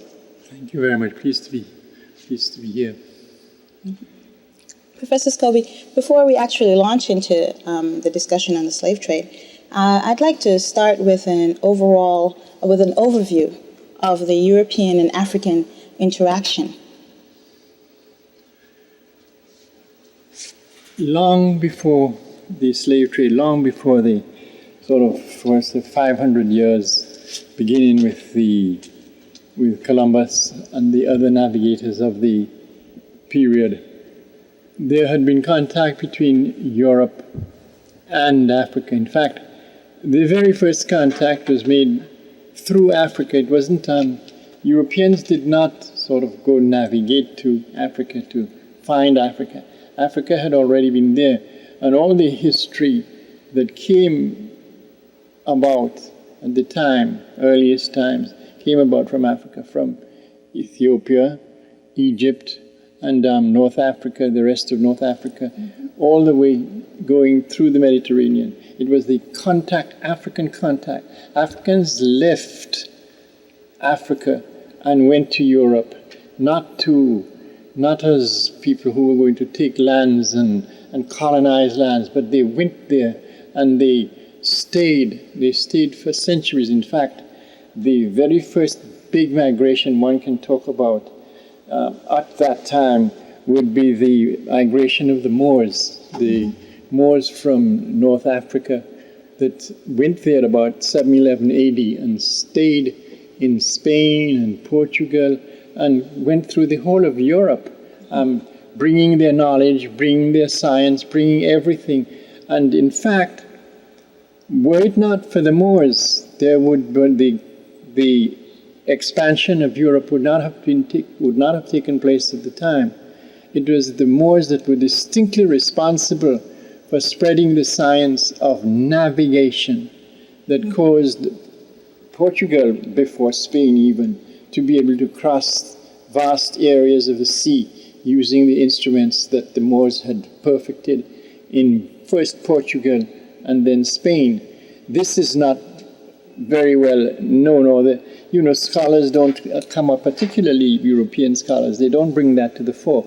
But this is something that is very, very, very well known among scholars today, among African scholars today. And when we talk about the Moors, people like to think that the Moors, we're talking about people, Arabic people, but that's not so. Let me give you some definition of the Moors. One of the very first definitions that came about was by an African who was called Leo Africanus, and a book that he published first in Italian and then in English in 1600. That's going way back. This is how he describes this African, describes the Moors. And I'm quoting him from his Geographical History of Africa. He says, for all the Negroes or black Moors are descendants of Cush, the son of Ham, who was the son of Noah. But whatever difference there is between the Negroes and the tawny Moors, it is a fact that they are all of the same ancestry, and that is African. There is no doubt about it. And others have gone further and described them whom the Moors were. For instance, Chancellor Williams, in his book, he says he asks who are the Moors, and then he answers his own question. He says, now again, just who are the Moors? The answer is very easy, and I'm quoting Chancellor Williams. The original Moors, like the original Egyptians, were black Africans. As amalgamation became more and more widespread, only the Berbers, Arabs, and Coloureds in the Moroccan territories were called Moors, while the darkest and black-skinned Africans were called black Amors. Eventually, black was dropped from blackamoor. In North Africa and Morocco, in particular, all Muslim Arabs, mixed breeds, and Berbers are readily regarded as Moors. The black Africans, having had even this name taken from them, must contend for recognition as Moors. And that is why there has been a lot of contention. There's no contention. The Moors were African peoples primarily. There was a certain amount of miscegenation with the Arabs and so on. And later on, they came into different colors, from black almost to near white, as we have in the world today, in the Western world today. You have African peoples that are of all different shades of color, going almost to white. So this is the kind of thing that happened when the Arabs conquered Africa. And another scholar, he's a great big Ghanaian scholar, Dr. De Graaf Johnson, and he wrote a book called African Glory, and he calls it the story of a vanished civilization. And here is what he says again, to use another scholar to be able to bring credence to what I'm telling you here. It was because the conquering army in Spain was largely made up of Africans from Morocco that we hear such phrases as the Moorish invasion of Spain, and why Shakespeare's hero Othello is a Moor, and why the word blackamoor exists in the English language, a word which leaves no doubt as to the color of the army of occupation in Spain and Portugal. In 711, the conquering army that took over Spain and Portugal were Africans, the Moors. And they remained there from 711 right up until 1492. That's almost 9 centuries they remained. And that is why Spain and Portugal and Italy and Sicily, the people there they have this kind of shades of color. I mean, I myself witnessed that when I visited Spain and when I visited Portugal. I've had some experiences of people who claim descendants of Moors, and they look like you and look like me. In fact, they were surprised to think that I would think that they were not, that they came there. Some people in Spain and Portugal, they come from Angola. Their parents and so on come from Angola. But a lot of them, there's a section in Portugal, for instance, that I visited a lot. And in Lisbon, the Moors used to call Lisbon Las Buna, and it's on top of the hill overlooking the city. And that's where most of the Moorish descendants are. And I took pictures of them, I wrote stories, and the Moorish, they look like you, they look like me, they look like Reverend Brown, and it didn't surprise me. All throughout Portugal, I was so taken aback with this kind of revelation that when I went back to England, I had gone there doing research. I wrote a story called Africa in Portugal. It amazed me so much how African Portugal was, and Spain the same thing. Not only the people, the kind of style of life, the ways of life, their habits, and the whole thing amazed me. And so, not only in Africa, the Moors invaded lots of Europe. They went as far up as the Hebrides in Scotland, in England, and they had colonies right up into the 10th century AD. There were colonies of Moors who conquered and who lived on those areas near the sea, both in going down to Wales, going down to Ireland. That's a lot of, you find a lot of these people are darkish, they're dark-haired and they're swarthy-ish, all the way down to Devon and Cornwall in England, going all the way through France. In fact, up to now, there's an area in France, in southern France, called Petite Afrique. They still call it Petite Afrique because it was it was where the Moors settled in great numbers. And the people there, you see it. I mean, the people are like you and I. And I mean, the same thing in Italy, the same thing in Sicily. The Teutons and others that came down, they began to get mixed. I'm not saying that they're not Spanish people and Portuguese people who, with this mixture, who look like Scandinavians, that they're blue-eyed and blonde and so on. But the deep set, the people who really, the population is a vast numbers of people who are of Moorish descent, and they don't hide it. I had experiences myself in Lisbon that people who were Moors, and they didn't hide it. They were happy and proud to state that. So it's a fallacy to think that Portugal and Spain and these places are white in the sense of Anglo-Saxon or Celtic or what, because they're not. I mean, I had even an English friend. He had been a professor at Cambridge, and later on he became a producer with the British Broadcasting Corporation, where I worked for a while, and we were very friendly. And I can remember I used to joke with him. I would call him an Englishman. Dr. Tiller, you're an Englishman. He used to tell me, I'm not an Englishman, I'm a Cornishman. I used to tell him, well, what's the difference between Cornish? Cornwall is part of England. He said, when I tell you I'm a Cornishman, it means I'm telling you that I'm of Moorish descent. And I mean, there's some people who, when you go to, I have spent time in Cornwall and in Devon in the southern parts of England, and it didn't surprise me. There's some people that are darker than me. And one more story, I was saying a while ago, that I was friendly with a photographer who worked for Time magazine and Life magazine. And Dr. Zinram, he came from Austria. And I used to go into his studio in Baker Street, which is near the BBC where I used to work. And I passed in there one day. I always passed in there. We would chat and have beers and so on. So I'd go to his home and listen to his music. And one day I went in there, and there was in his studio, in his front room, there was a huge congregation of men there, sitting there. And so I came in, I called out to him. When I got up to the thing, and I said, hey man, it's your studio is full of people. What are they doing there? He said, there's an advertisement for the Daily Express magazine, the Lord Beaverbrook newspapers, and they're looking for someone to play the part of a Portuguese fisherman for one of the advertisements about fish in the paper.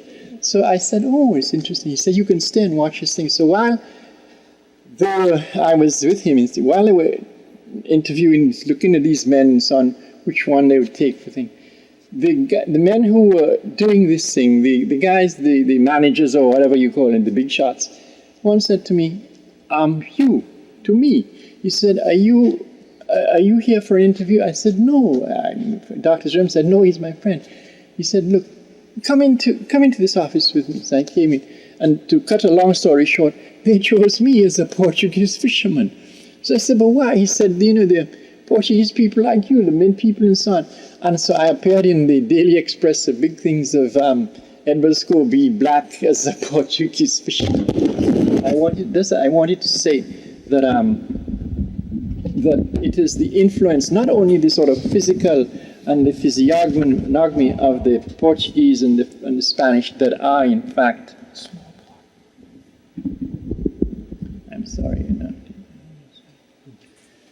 It's not only the looks, but the ways of life and the things that the Moors left there, their science, their learning, their navigation. All of these things were responsible for navigators to be able to cross the seas. The teachers at the time in Portugal, in Cordova, in Spain, in the other areas, they were Moors who taught. I mean, for instance, the teacher of Prince Henry the Navigator, they call him Prince Henry the Navigator, but he was Abul Hokel. He was a more from Morocco. He was from Morocco, and he was one of the teachers who taught Prince Henry the Navigator all that he knew, the drawing of the compasses and so on. All these things came from the Moors. So what I'm saying, it is the Moors that brought science and civilization to Spain and Portugal. I mean, it's not anything that is doubted anymore. Even going before that, I was telling you, it was Europe that, in fact, bended on its knees to accept the civilization of African civilization, if we want to use it in a broad sense, not the other way around. Listen to what was said in A History of the Modern World by Dr. R.R. Palmer of Princeton University and Dr. Joel Carlton of Duke University. This is a book that was published by Alfred Knopf here some years ago. And it's a history book. And the very beginning of this history book, and the very first chapter, it says, ancient times, before the Greeks. And listen to the very first paragraph of that book. And these two scholars they're great white American scholars. One is from Duke University, it's a big university, and Princeton, I don't have to tell you anymore. This was a book that it was used up to about 10 or 12 years ago, but for some unknown reason, with the rise of Africanization in scholarship, they pulled it out. The history department used to use it. And this book says I'm not going to read the whole paragraph, but let me read just a few sentences for you. Before the Greeks, Europeans were by no means the pioneers of human civilization. Half of man's recorded history had passed before anyone in Europe could read or write. The priests of Egypt began to keep written records between 4000 and 3000 BC. But more than 2,000 years later, the poems of Homer were still being circulated in the Greek city-states by word of mouth. Shortly after 3000 BC, while the pharaohs were building the first pyramids, Europeans were creating nothing more distinguished than huge garbage heaps.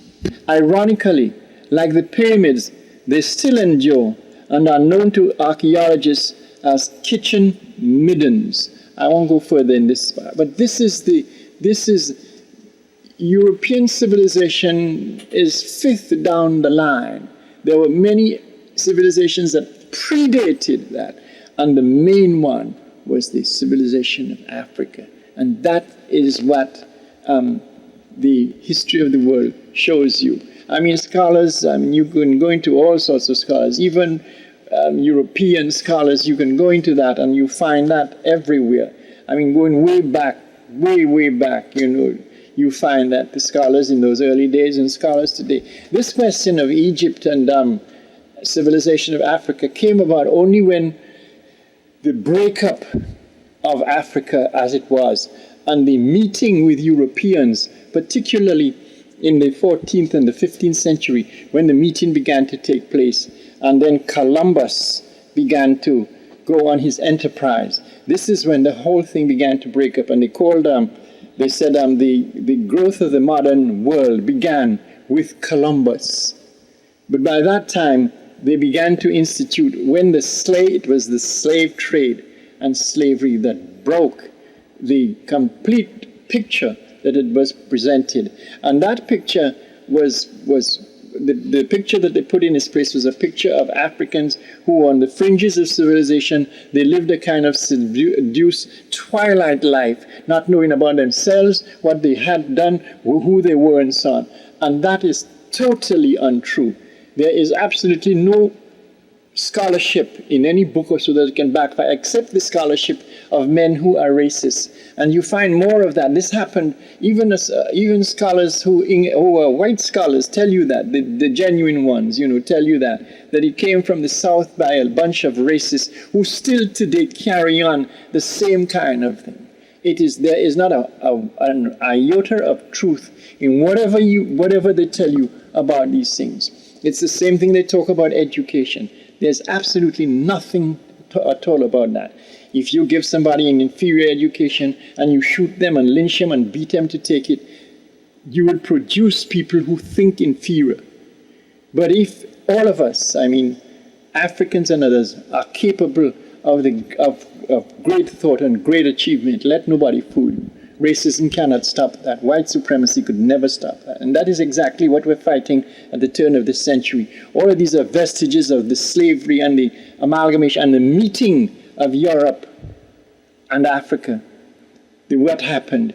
Look, in 1492, the Moors eventually, when Spain began to join together, the kings and queen of Spain, began to join, Isabella and Ferdinand. That is when they managed to defeat the Moors and expel the Moors. And even so, what they left of the Moors, they couldn't destroy it. And they benefited by it. They talk about the Renaissance, the music, the art, the everything. Look at the buildings in Portugal. Fantastic. The Alhambra, and these were built by Africans. Fantastic. They had running water, they had hot and cold, they had conditioning, they had air, they had everything you could possibly want.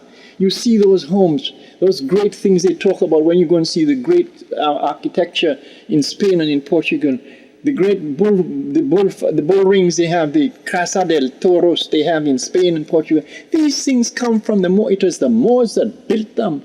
It is not the Spanish people that came from, well, I don't want to say that because I don't want to sound in any kind of divisive way. But that's a fact.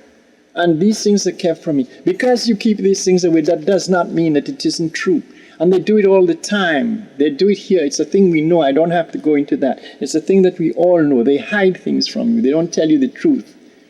And scholars expose it. Scholars who are really serious about their scholarship. Even people like Bartholomew Las Casas, who was actually responsible for bringing, after the Caribs and the Arawaks had been wiped out, and the Caribs that were not wiped out, those that remained, refused to be slaves. When he looked to Africa to get slaves, in the final, when Las Casas, the man who was close to Columbus, he found out Columbus was a cruel man. He began to have a hatred for Columbus. That Columbus wasn't as the great man that people thought. He exposed him in his writings. They didn't publish his work until very late after he died. One of the things he wrote in his will, this Franciscan priest, when he died, his paragraph in his will, his last will and testament, he was not blaming the Caribs and the Arawaks and the Africans. This is what he said in his will. At the end of a long life, Las Casas left us this somber prophecy and warning in his last will and testament. He said, these are the words of Las Casas in his will. You can read it in Spanish in anywhere.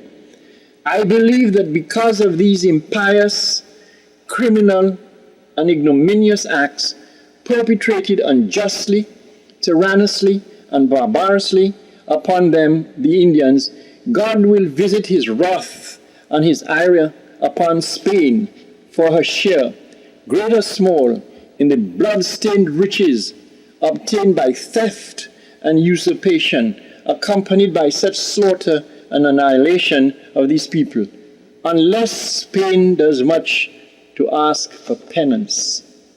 This is the last will and testament of a man who played a great part in being responsible for Africans coming here when the Arabs, the Caribs, and the Arawaks had been wiped out, and the Caribs fought them tooth and nail and would no longer be enslaved. This is what he wrote in his last will and testament. So this is no person teaching, no scholar teaching at the universities, unless they're scholars who's after the truth. After knowledge, knowledge is a quest for the truth, will tell you that, and it's there for you to see and for you to read. Now, Professor Scobie, in light of the Moorish invasion and we should say civilization of Europe, and the European response, specifically, with Spain and Portugal, we know that they were the first voyagers to Africa.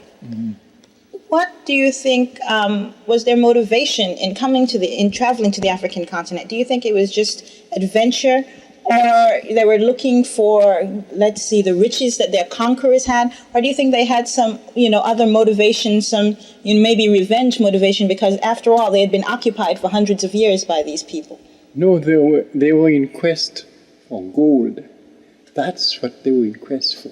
It was an enterprise.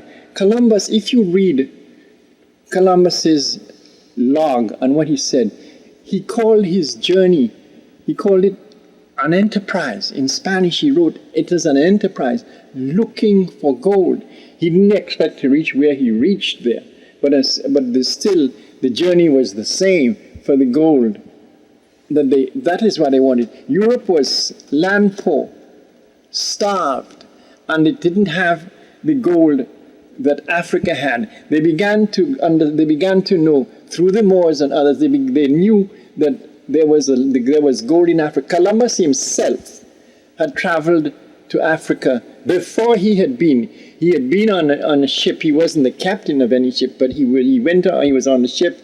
On a ship that went to travel to the west coast of Africa, and he had met Moors. He had met Africans who had sailed, and he had conversational contact with them, and they had told him about these things. Most of the gold of the Moors and things came from Africa. They knew this thing, and they knew this is where Spain, Portugal, Denmark, they all jumped into this thing to be able to get after the gold. And the first thing, that's why they came there as a lasting thing. They didn't come for any revenge. If they came for revenge, they would just come there, kill people and run away. But they built forts all along the west coast of Africa, buildings that have lasted up to today. These buildings are there, the different slave forts. They wanted to get, that is where they were going to get, they wanted gold, they wanted ivory, and then they turned on to the human gold that they were getting, Africans that they were enslaved. That was the other gold that they had. So they were looking for gold itself. They were also looking for ivory, and then they had the people. When they began to have colonies in these countries, everywhere they went, it was after gold they were after. The Spanish came to the Caribbean. When they came there, the Spanish, they were looking for gold. Even Pizarro and the others that came there, Ponce de Leon, all of them came for gold. And the gold of the Indies, that was that built Spain up and made Spain and Portugal the countries that they were. Before any of the other countries in Europe, Spain and Portugal were well ahead in science, in education, in everything. The first universities in Granada, in Toledo, all these places had universities that had been set up not by Spanish, but by Moors, African Moors, Berbers, blacks, people who were black in color, black in complexion. These places were set, and they were tutored by these Africans. They were not tutored, as I say, by any Spanish, blonde Spanish and gray-eyed Spanish. By Africans, they were tutored. Their whole education. And when they left, even their own scholars who write about Spain and Portugal at that period, they left, Spain went down. It became nothing almost, because there were only barbarians, thieves, footpads, vagrants who were around in Spain at the time. All the things that the Moors had left is one of the great scholars that wrote about Spain and Portugal. It's always good to quote, because when you quote, people know very well you're quoting one of them. You're not quoting necessarily only African scholars, but you're quoting their scholars, and they see for themselves what happened, what in fact happened. Let me just give you a short quotation that what this scholar said about Spain and Portugal.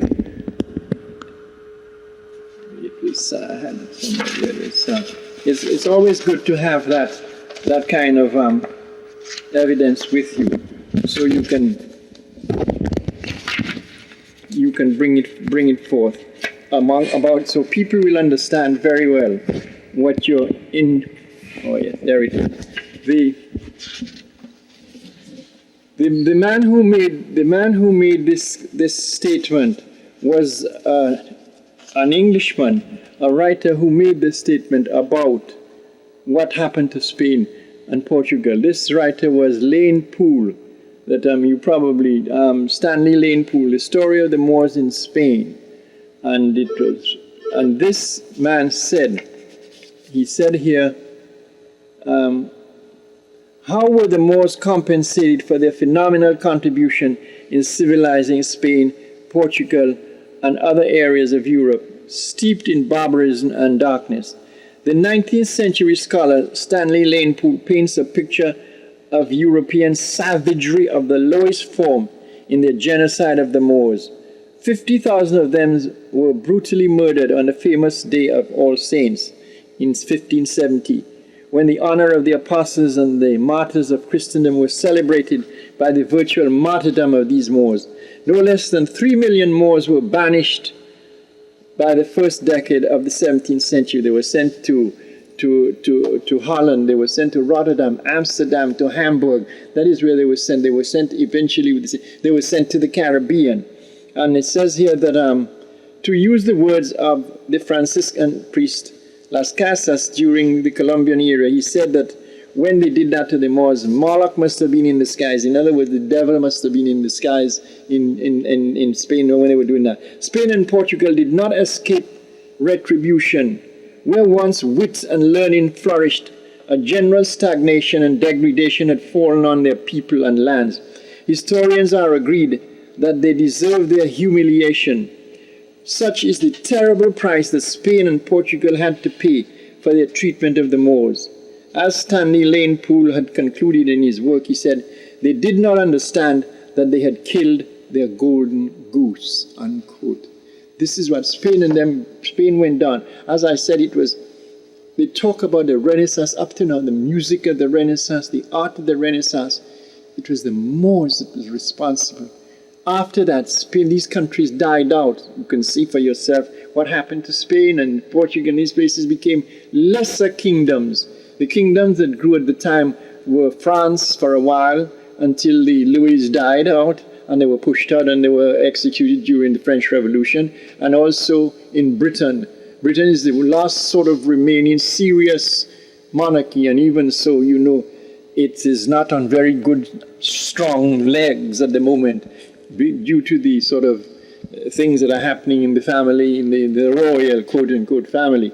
So, however, I'm saying all the things that were done, the questions of civilization, the questions of scholarship, the question of science, the question of inventing of things, the Moors were the ones, the inventing of almost everything that went to Spain and Portugal came from these Africans. The reverse was true when Europeans invaded Africa and brought and colonized the Caribbean and North America with African peoples. They came there for the quest of gold. There is a scholar who said, a Spanish scholar who said that the Spanish would, and I don't know what he means, but he said it in Spanish, translated, he says, the Spanish would rape the sun to get gold. This is his saying, the Spanish would rape the sun for gold at the time. And that's all they came for gold. The gold of the Indies, the gold of Hispaniola, the gold of the mainland countries of the Americas. That's what they were there for, to bring back to Seville and to bring back to Madrid and Barcelona, to make Spain what it was. They built all the great municipal buildings and great things you see. They all came out of the riches and of the African slave trade and African slavery. The same thing with France, the same thing with Denmark, the same thing when you go to France and in England. Even the banking system in England, people responsible for that is the slave trade and what they did to the slaves they owned, the amount of sugar cane that really caused the Industrial Revolution to grow. Were it not for the Industrial Revolution, Britain, and wait not for that, Britain would have been backward. All these countries would be backward. One of the great men, the great Englishman, he was the late Prime Minister of England, Sir Winston Churchill. He made a statement about talking about what the sugar meant and the Caribbean meant to Britain. and causing the Industrial Revolution to take place. Were it not for the sugar of these countries, Britain would have been backward, and the same thing would apply to France and to all the other countries. Today, when you look at the banks, if you go into, I was in Liverpool a few years ago, 2 years ago, I had gone to a conference in Liverpool. It was on the slave trade and slavery. And 12 of the main streets in Liverpool, in the commercial section of Liverpool, are named after men who profited from slavery and the slave, men who owned slaves, who owned plantations. All the banks, Midland banks, Barclays, all the banks there are by men who had begun on in the slavery and the slave trade, and men who sold slaves and who got compensation when there was emancipation. And they started these banks. Most of these great big names today, their descendants, the Westminster Bank, all these things come from men who own plantations in the Caribbean. And so what I'm saying is that but for these men, and but for at the time, Britain and these countries would have been backward. And the hurtful thing about it is that the Caribbean and Africa never profited. Africa was as much involved in this thing as we were as the Africans that were sent to the Caribbean. Because while slaves, Africans were being enslaved and taken to the Caribbean and to the rest of the Americas, there were also missionaries who were taking lands and carving out every bit of land in Africa for Europeans. If you look at a map of Africa in the 1930s, you know what you're going to see? German East Africa, French West Africa, British West Africa. Why should there be British and German and Dutch West and West Africa? Why should that be? It shows you that these were the names of the conquerors who went there and conquered these places. And what do you think they conquered? Up to today, there is racism and there's white supremacy. They didn't go to Africa because they loved Africans. They went to Africa for the riches and the lands. They are still going there for the same purpose. The only people that don't seem to like Africa are Africans themselves in the Caribbean and in North America. Not everyone, but we're the only ones that don't seem to want to claim Africa as our ancestral home. And it's a sad thing. Professor Scobie, we've covered a whole lot of different areas, but I want to be very specific with certain things for our viewers. Mm-hmm. How did we were first talking about the Europeans and their quest for gold. This is why they came to Africa. Yeah. And of course, we know, supposedly in history, Columbus discovered America in 1492. And then they went to the New World and they started to establish the colonies. And from there, we begin the slave trade. But I want to talk about the motivation behind the slave trade in depth. Okay, we know it was the whole idea of wealth and prosperity. But why didn't they just rape the New World, I should say? Why didn't they just take everything and leave? What made them decide to stay? This is a viable place. And what motivated them later on to establish colonies and set up new establishments and societies there? I think I touched very briefly on why. Mm-hmm. For instance, they had a very hard time after Columbus and all the way through Ponce de Leon and Bilbao and all of them. They had a rough time with the Caribs, the Taínos, and the Arawaks. They fought them for centuries. In fact, they met millions of Arawaks and Taínos and others. And by the time 1660 came, by the time they had conquered Jamaica, the Caribs were only a matter of hundreds of thousands left. And the Arawaks were, by the 17th century, were almost totally wiped out. They would not do what the conquistadors wanted them to do. They would not seek for gold, they would not work in the mines, and they refused. And so the man who did that was Las Casas, who really said, well, look, they set about getting Africans to come. They couldn't bring Europeans here because they had tried indentured labor with Europeans who could not stand the intense climates in the Caribbean, who could not stand the intense climates here in the South, in Virginia, in Georgia, and these places. They got dysentery, they got malaria, they died, and so they were indentured. That is why Dr. Eric Williams said that slavery had three different colors at one time. It was white, it was red, and it was black. Africans were the ones that, in fact, were the ones that could withstand because they had led an outdoor life. They were farmers, they were planters, they were fishermen. They had led this kind of life, the life that was necessary to get to the Caribbean.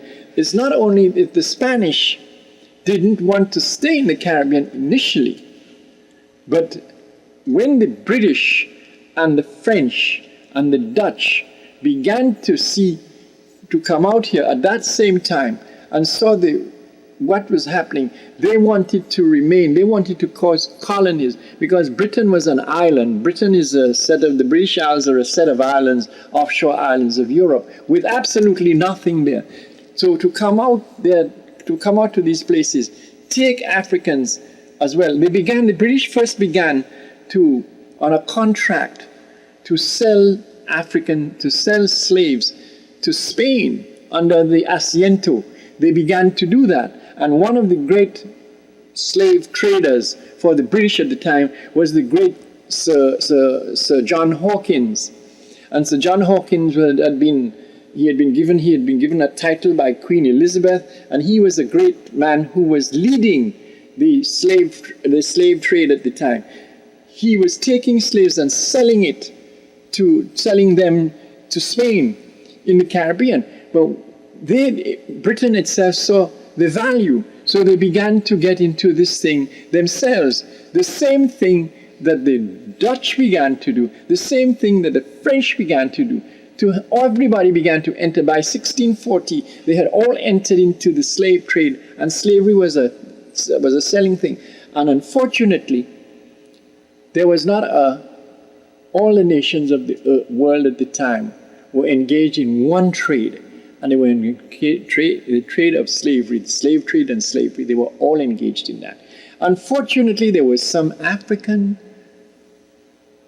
pundits, potentates, who got involved themselves, but they were not the beginners of that thing, but at a period of time, they were stopped by the chiefs themselves. They began to stop them from entering, and when they themselves saw the kind of horrible treatment that Africans were getting, their people were getting, they cut out of that. They stopped that because a few of the sons of chiefs and so on got caught. All Africans to Europeans, as they like to say, look alike. So they captured some of them. They captured some chiefs themselves. King Jajavo Popo was one that was enslaved, and they didn't like it, the conditions. That is why you see the drama of the Elizabethan period, the period of Queen Elizabeth and the period of Shakespeare. You find a lot of drama written at the time. The plays that were written were about rebellions, runaways, slaves that were fighting slavery. They were, all of them, and chiefs who were involved in this thing. A lot of the drama that was being shown in the West End of England, of London at the time, everywhere. This country was way back in drama, so we won't even count America at the time. But in England, where the drama, people would go to the drama and so on. And these are the things that we're going to see. These great epics of slaves who escaped, slaves who fought and who were leaders and so on. So they in turn, in the Caribbean, decided it was going to be a growing thing. And it was the money made out of sugar at that time, and also here, cotton, is that money that began to build up the riches of Europe, and particularly Britain and France and countries like that made them be able to have this, what they call the Industrial Revolution. Britain began to get industrialized, commercialized. They began to have machines. They began to have things. The whole age was changing from a sort of landed gentry age into a commercial age where steam engines and things were coming at the time, brought about by the wealth that they made from the slave trade and slavery. So it was a lasting thing. They didn't come there to they came there to stay. They looked upon these countries in a different way, in the Caribbean and so on. They looked upon these countries as merely places where they would have their slave plantations, they would transport and ship all their things back to Britain, back to France, and their home was in England and in France and so on. Not so here, because they began to send Europeans here, particularly at that time, Europeans who were felons, who had found the law, fallen foul of the law. The jails of England were overcrowded, were overburdened with English people in jail. So when they're talking about crime, I would wish that they would go into the statistics to show where crime came from, that the whole of the South, Virginia and Georgia, the Carolinas, were filled with felons who were taken from the jails of England and brought and settled there. So when people say they have when I hear white people talking about crime and they have a good background and good ancestry, they better be very careful. They might have a great-great-grandfather who was a sodomist or something. They better be very careful about that, because lots of the people that were taken, they were taken from England and other places and Germany and so on to come to the Americas, particularly in the South, not to return. They were not allowed to return to England. Many of the felons were all branded like slaves were branded, and they had a mark. When you were a felon, you had a mark.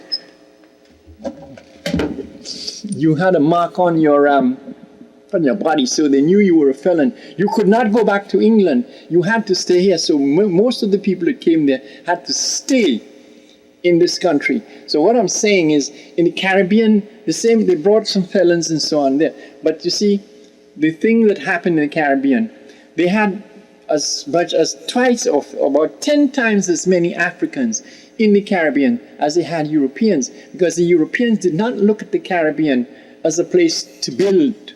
They looked at the place, it was like a grand big factory where I would have my plantation, I'd have my townhouse, I would ship and transport this thing on the ships over to, I'd send them to Boston, to Salem, and to Newport News, and back to London, and back to Southampton, and back to Maine, and back to places, and Brussels and other places like that. So there were about, to every one European in the Caribbean at that time, there were 20 Africans. It was the ratio of the population was the exact opposite of the ratio here.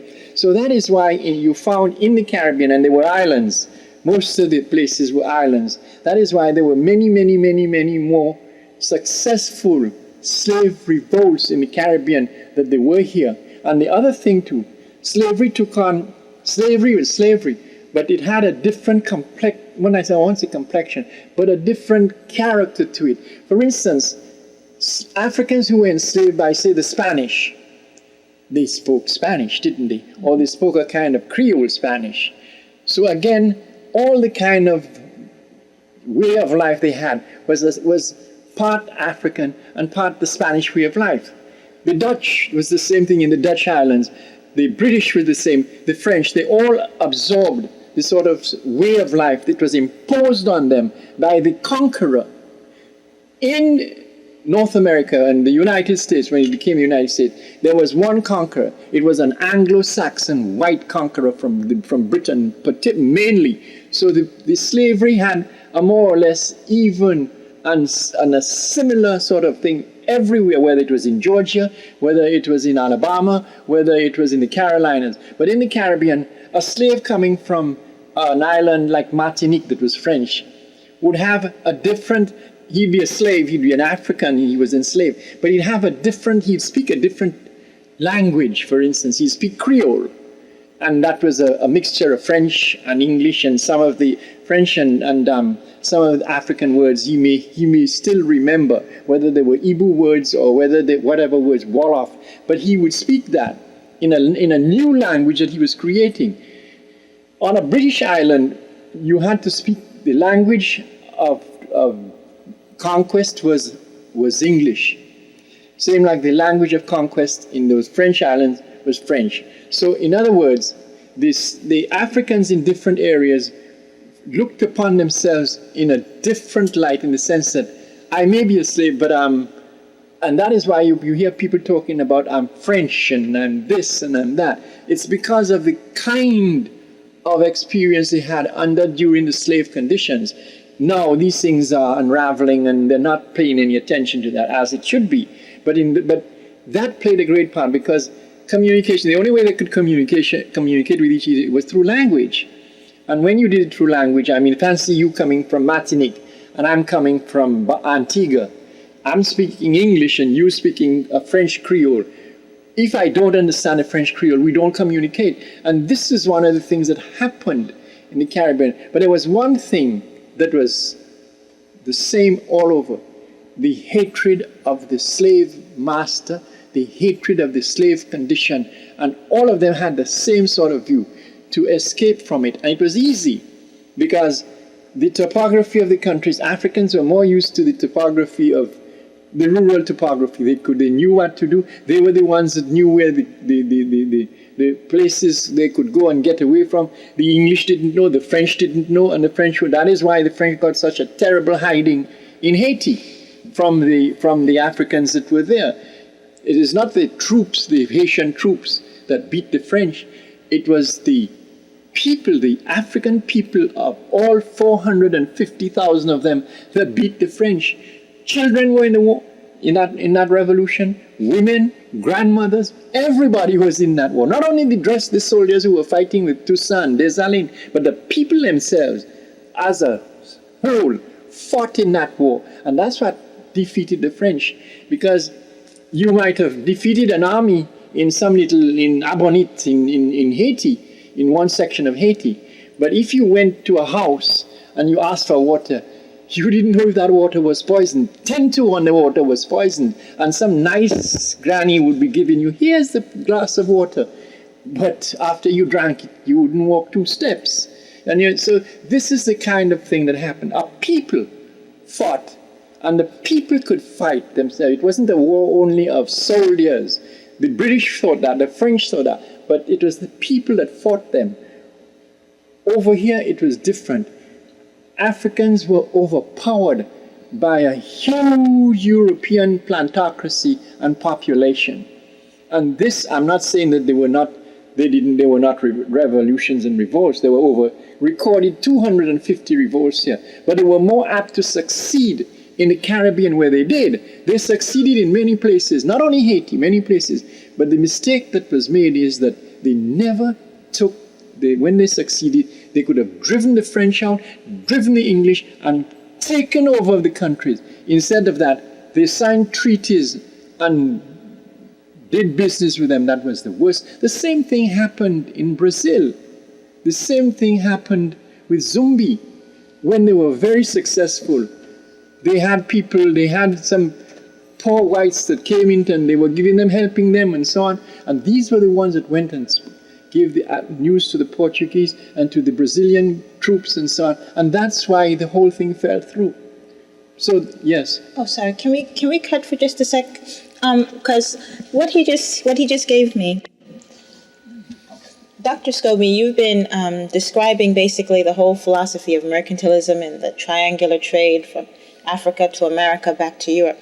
But I'd like to get into how this triangular trade advanced the European cause. It advanced their civilization. It advanced their power and their wealth. And conversely, how did it affect Africa? Because I would figure at one point in time when Africa and Europe first met, they were at an equal footing. And so now we see Africa at the lowest man on the totem pole. And this divergence occurred after the European and African connection. So could we address that for a moment? Yes. It began to change in the 19th century. The conditions began to change. What was happening is that Europe at the conference, the Berlin Conference and the Brussels Conference in 1884, they began to partition off countries, sections of Africa, for the different countries. 16 nations met in Berlin and in Brussels, and there was not one African. At that time, there were only a couple African countries that were really independent and free. Ethiopia was one of them. There were very few. At that time, they began to colonize. Not only they began to have armies and fight wars from those same slave forts that they built there. They began to have armies that were armies who remained there to fight different, what they called in those days, tribes. They began tribal warfare, and they began to partition off areas of the country. They not only stopped their trade, they began to have trade in palm oil, trade in precious metals, trade in oil, trade in everything. They began to commandeer this thing. And that is why the wars that were fought, the Akan wars were fought. Wars in Africa were not fought in a weekend or like the Gulf Wars. They were not fought for 4 years. These wars went on with the Zulus and others. These wars went on for years and years and years before they could conquer African countries. We must remember that. And they set out for that purpose because they are not only depending on sugar or tobacco, or just in their raw state, or cotton. They began with the Industrial Revolution. They began to manufacture, and they began to control the countries and colonize those countries that they had done business with. They began to colonize, and they got chiefs and others, heads of different units, wafs and all of that, to join forces with them. They were selling the goods that they were making in North America, in the United States when it became the United States, in Europe, in France. They were selling these goods. For instance, a simple thing, all the gold that was coming out of Africa, they were selling to Africans who were the home of gold and silver and platinum and so on, the whole of chains and beads and so on. They were selling cheap beads and things that, from here to Africans. Cheap things were being sold to Africa. The other thing is that they began to change their clothing, their clothes. For instance, the cotton industry. Cotton began to be an industry where cotton fabrics were being produced on a vast scale, and lots of Europeans were using white cotton and other cottons. There was no synthetic cloths at the time. It was mainly cotton, and that was it, and so on, and silk. They were selling these cotton things to people in Africa, building up their trade and business in cotton and all other goods that they were making. They were utilizing the labor, cheap labor, to do that. At the same time that they were taking control, they had taken control of these countries, colonial control. They colonized these countries, and they brought in their soldiers, they brought in their government agents, they brought in their governments, their civil service. They did a whole big job. And in other words, that is why they said, British West Africa, if you wanted a passport to leave Nigeria, it was a British passport you would get that would say British West Africa if you wanted to go to England. And the other thing they did too, they were educating, there were lots of chiefs and so on who sent their sons. They were educating Africans, not only through missionaries in Africa, in the different colonies that they had built in Africa, but they were educating them in England, in France, in areas like that. And what they were doing with a lot of them, they were teaching them to be teachers and priests. Durham University, for instance, had a close contact with university in Sierra Leone. All these chief's sons would go to Germany, they'd go to France. A chief, for instance, like Nyambana, the chief in Sierra Leone, he had 3 sons. He sent one to England, one to France, and one to Germany. Asked why he did that, he said he did that because he wanted his sons to bring back a bit of the culture of all these 3 countries. So his own people in Sierra Leone would benefit by it. They had Durham University would take young Africans and turn them into priests in Durham University from Sierra Leone, from Ghana, the Gold Coast as they called it at the time. And they would go back there preaching the word of God through a Christian word of God through the Anglican Church or the Church of England or whatever church it was. They were doing that, and it was a complete takeover. They were not only taking over of the businesses, taking over of the natural resources, taking over the financial of the finances to control it, and the mineral resources, but they were taking over of the minds of the people. Education in West and African countries, and education in the Caribbean was the same. For instance, the same exams and the same curriculum that they had in the grammar school in Dominica, where I came from, was the same curriculum they had at Oxford, Cambridge, London, wherever. And we were doing the same exams. Even that, I was going to the grammar school in the 30s, up into the late 30s when I was going to the grammar school.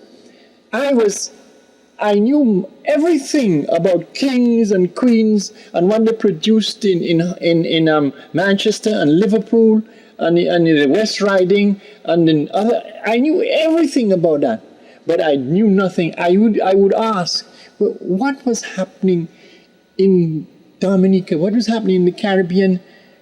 What was happening? Was there only the wars by European countries fighting in the Caribbean Sea over the... I thought there was nothing happening. And that's in the 30s, the 1930s I'm talking about. And there are many, many, many people like me, many young boys and men and women today who went through that stage, and also in Nigeria. For instance, if I had a paper in Latin, for instance, I did Latin at school, a waste of time, but I did Latin. I had a paper in Latin, and I was going to do my senior school. I was going to do the upper school, which is the first part of the BA. I was going to do that, which I did. And what would happen? December was the time of exams over there. You have it in May and June, but it's December. In Britain, they were having the exams in December. The same paper, same questions that I was being asked in Latin. English boys and girls at secondary school or grammar schools, what you want to call them, were asked the same question. The ones in the Gold Coast were asked the same question. The ones in Nigeria were asked the same question. The ones in Sierra Leone. How they didn't identify those in the colonies, what they would do, they would give us index numbers. Where you came from, it was none. So I remember my index number was 7. And my name was given as 7, but the main paper, they knew who these people were. But when the examiners who were going to correct your papers got it, they didn't know if you were black, blue, pink, indigo, violet. It could have been an English paper, so they couldn't mark you in any way that you were a black person, you were a Caribbean, you were from the Caribbean. They didn't know that. You could be from Hartlepool in London, in England or someplace. So they couldn't sort of be prejudiced with your paper. So that is what was happening at the time. All of us had this identical education that they were having in England. That is why the Caribbean and lots of people in Africa identified with the mother country. They identified closely with it. And the same thing with the French, with people like Césaire and Senghor, they identified with France. C'est la France, it was always la France. And the same thing with the British. I'm British to the core and that kind of nonsense we spoke about in those days. So consequently, colonization after slavery, the slave condition, made a total job of it. The entire economy was taken over. And goods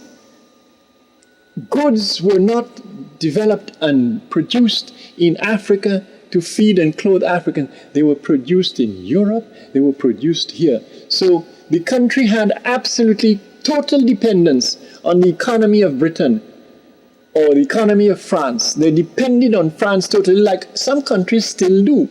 And that is why they are so developed and they sort of fell. They never could be themselves, taking care of themselves and the economy and their infrastructure. Development always had to come from England or from France. I remember very well, after one big kind of, not a hurricane, but there was a lot of rain and a lot of things, and there was a sort of a drift and a lot of mud and things covered the road, and people couldn't pass. There were trees on the road. And so they asked some people who lived around there and who would have to go to their gardens there. They asked them, well, the government said, well, why don't you help to remove the stones and the mud and all that on the road? And they answered, as one person, they answered in Creole, but I'll tell you in English, they said, look, the road is not mine. The road belongs to the government. Let the government remove it. Every single thing depended on the British government or the French government or the Dutch government. And so it created a dependency. That is why up to today, those islands tell you they cannot feed themselves. They cannot clothe themselves. You hear my good friend Dr. John Henry Clark always saying, you can't even make a pin. We can't even produce, as it says, underclothes. You know, he's always saying that when he has his little talks. And it's true, we don't produce anything. And what we produce there is for sale to the very same people who colonized us. The economy we were allowed to be too dependent on Britain and France and the others. And that is why development went down. When the British left and they began to desert these places, they left them high and dry. Up to now, the governments have to be going abroad when anything happens to try to borrow money. That is why the countries, not only in the Caribbean, but in Africa, they're so much indebted to the World Bank and countries like that. They're so much indebted to them, with the result that they're not producing anything. The things that they have, their tourism and these things really don't matter, to that extent.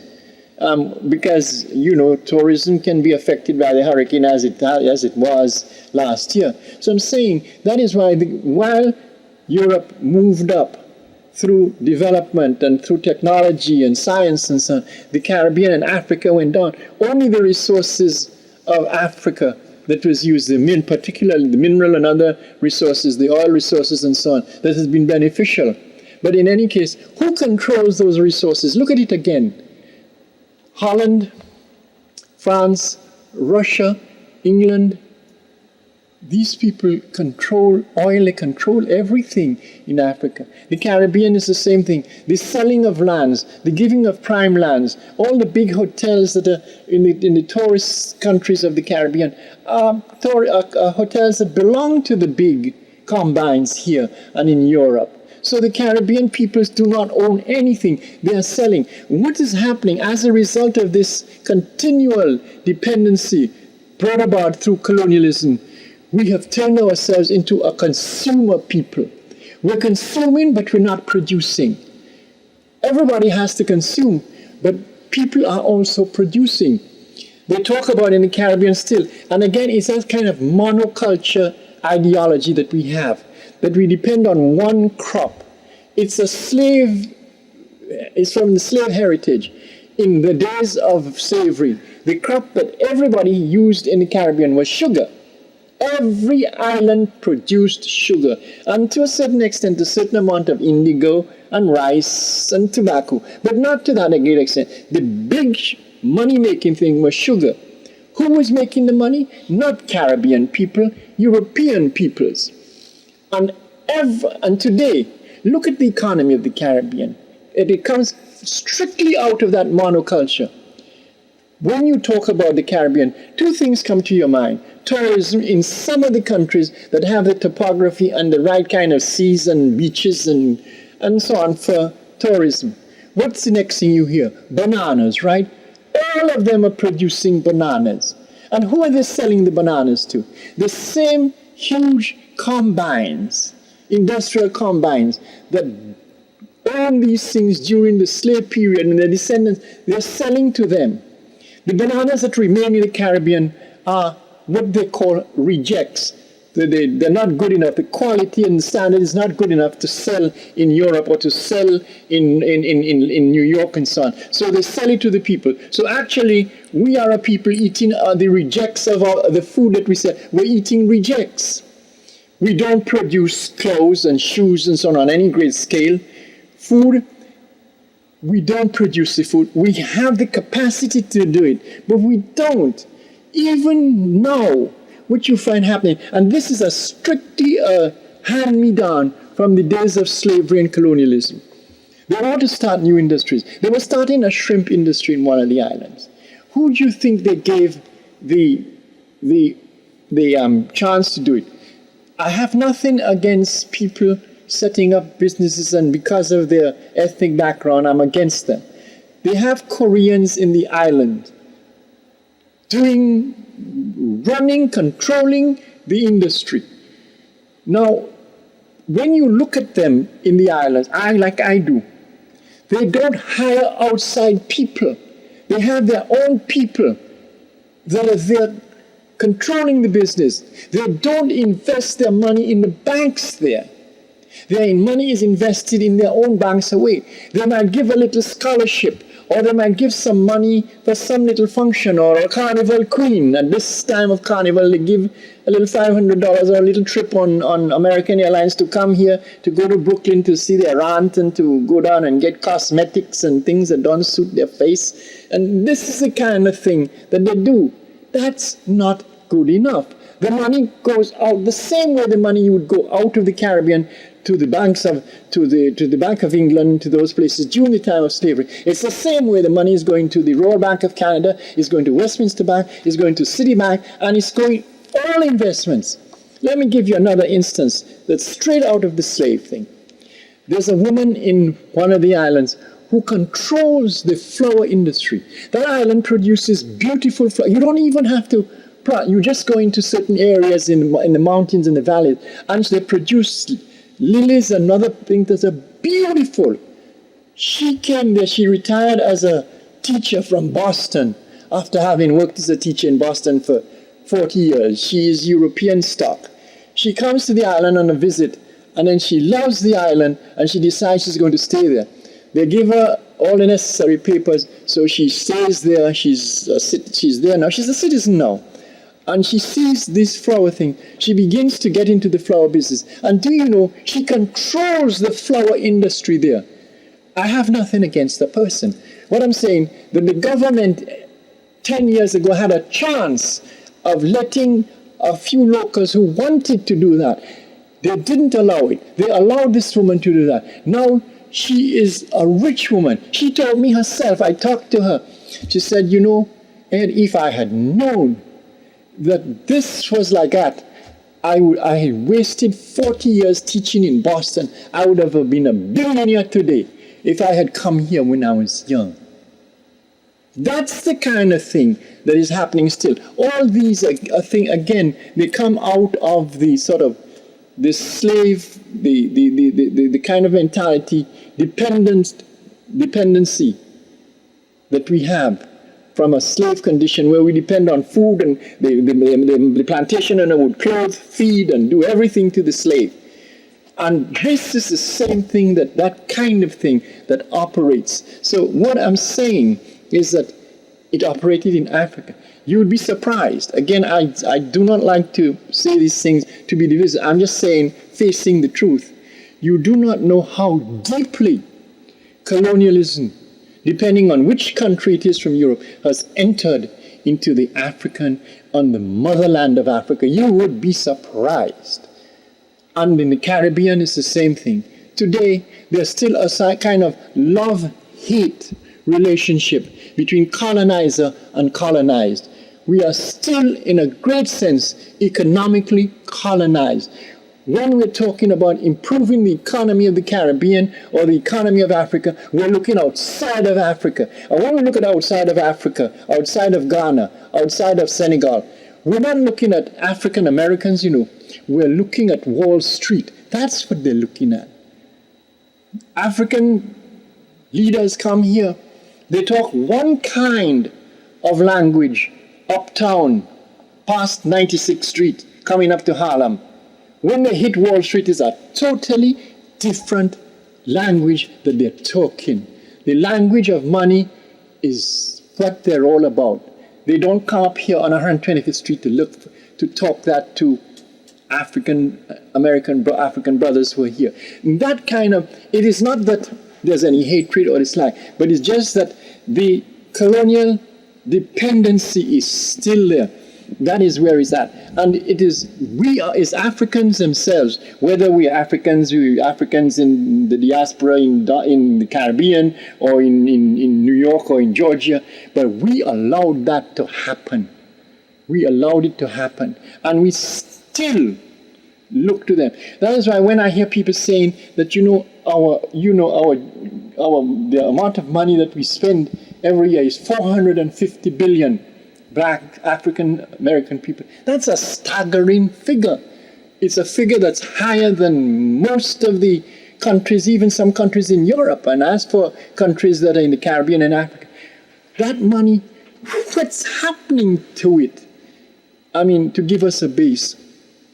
We don't need a base. We don't need a consumer base. We're just going to be left alone if we're only consumers.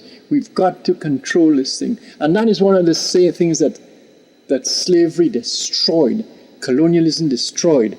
M.S. Cesar said it in his book talking about his native land. He says, whenever colonialism exists, the indigenous root culture is in the process of being suffocated or strangled. When that happens, the person to whom it happens ceases to be what he or she was and becomes a carbon copy of something that does not suit him and is not geared to help him. In other words, he loses the mind that he should have. He's segregated his African mind and he's put a colonial mind there. And these two cannot exist together. It's either one or the other. And unfortunately, he was right, and we're still in that process. Frantz Fanon says the same thing. When he's talking about revolution and change, he's talking about the same thing. He says it is left to each generation has a duty to fulfill. He's talking about Africans in the vast sense, in the diasporic sense. Each generation has something to do. And that something is not to imitate Europe and her institutions, but to create, to invent something that comes out of his own roots. And that is his duty. If he cannot fulfill it, then he is an enemy in the struggle. That's as plain as day. It is true. Because it is no use how much success I have, or you have, or we have individually. We have a lot of success. We have a lot of brilliant people among our people from all levels. But it doesn't mean a thing if that can't be brought together to get a control in the corridors of power. We do not exist in the corridors of power except that we are hoovering the furs of the corridors of power. That is not good enough. People go, look at throughout the years that you've been watching, the United States goes to Africa on summit talks. It goes everywhere in the world of summit talks. How many times do you see a top African American who's born here who goes there in a capacity like a Secretary of State to give an indication and to give a direction about Africa? Never. We were talking the other day, about a few years ago, that people are saying, not in my lifetime, apartheid won't go in my lifetime. Apartheid has gone. It's true that where it's at the moment, there's a lot of work to be done. But at least, whether it's a paper man or what, but there's a paper leader of the African nation, South African nation today, if you want to call Mandela that. But at least they have to do business with him in the White House or in the State Department. We have African ambassadors. They don't listen to them. African ambassadors from here and from there. It is too long this has been happening. These are the things we need to look about, especially when we're talking about our economy. And whether people like to hear it or not, the state that we are in now is a distinct state that came out of the slave experience. You can say whatever you want. The slave experience was an experience of dependency. Today we have it to the fact. Even in ordinary things, look, every year in the month of June, every time a person picks up his newspaper on the morning of June the 10th in the Caribbean or in Africa, you know what he's looking for? To see if he's on the Queen's Honours List from Britain, and he's made a knight, or he's made an MB, a member of the British Empire. The British Empire doesn't even exist. They're waiting for this thing from the Queen. You have an MB or a GB, it doesn't mean you're a thing. The British Empire is something for Britain. It's no longer there. But they look up to that. They don't look up to themselves of what honors their country and their people can give them. They're looking at honors from the royalty. And royalty to this moment is not in a happy shape at the moment now, as you probably know. Read the papers and watch the television. You'll know that. These are the things we're still stuck up. Emulation. Following the patterns of others. A Frenchman once said, a French historian of the 18th century, he was talking at a convention in Paris, and he said, the Caribbean was created by the metropole. In other words, the countries, the big European countries of the world and so on. It was created by the metropole for the metropole. For the metropole. Do you need to hear any more? Still today, the goods we are trying to sell, our leaders, our political leaders, our chiefs of government, our prime ministers and our ministers go to Europe, they come down here, and they're asking to borrow money. I'm not saying you're coming for, like in the hurricane that hit the islands the other day. A lot of them came up asking for money. But that should not be the end of it at all. They should be able to be in a position to produce, the people themselves to generate this question of self-help. Garvey was on about self-help. When Garvey Garvey was not on a back to Africa. Garvey was on this thing. He built factories. He had all sorts of things. He had shipping lines. Garvey had everything. He said self-help is the most important thing. And we must learn to have that self-help for ourselves. Carlos Cook and all the others have been saying that. And up to now, we just say it. The action is not there to follow it up. And again, that comes from the dependency of slavery. When people come from the Caribbean, governments come here, they go to Europe, they go to Canada, they go everywhere. You know what I know, because I've lived in Europe, I've lived in Britain, so I know. They said, oh, there comes, in the BBC, they say, oh, there comes the Beggar's Opera again. There comes the Beggar's Opera. They're coming, their prime ministers, to beg for money. But what I'm saying is that we don't look to ourselves to do that. I can give you an instance that hits me every year. Every year in the world, two things happen where Caribbean or black people are. You have Carnival in the Caribbean every year, and another thing you must expect every year is hurricanes in the Caribbean.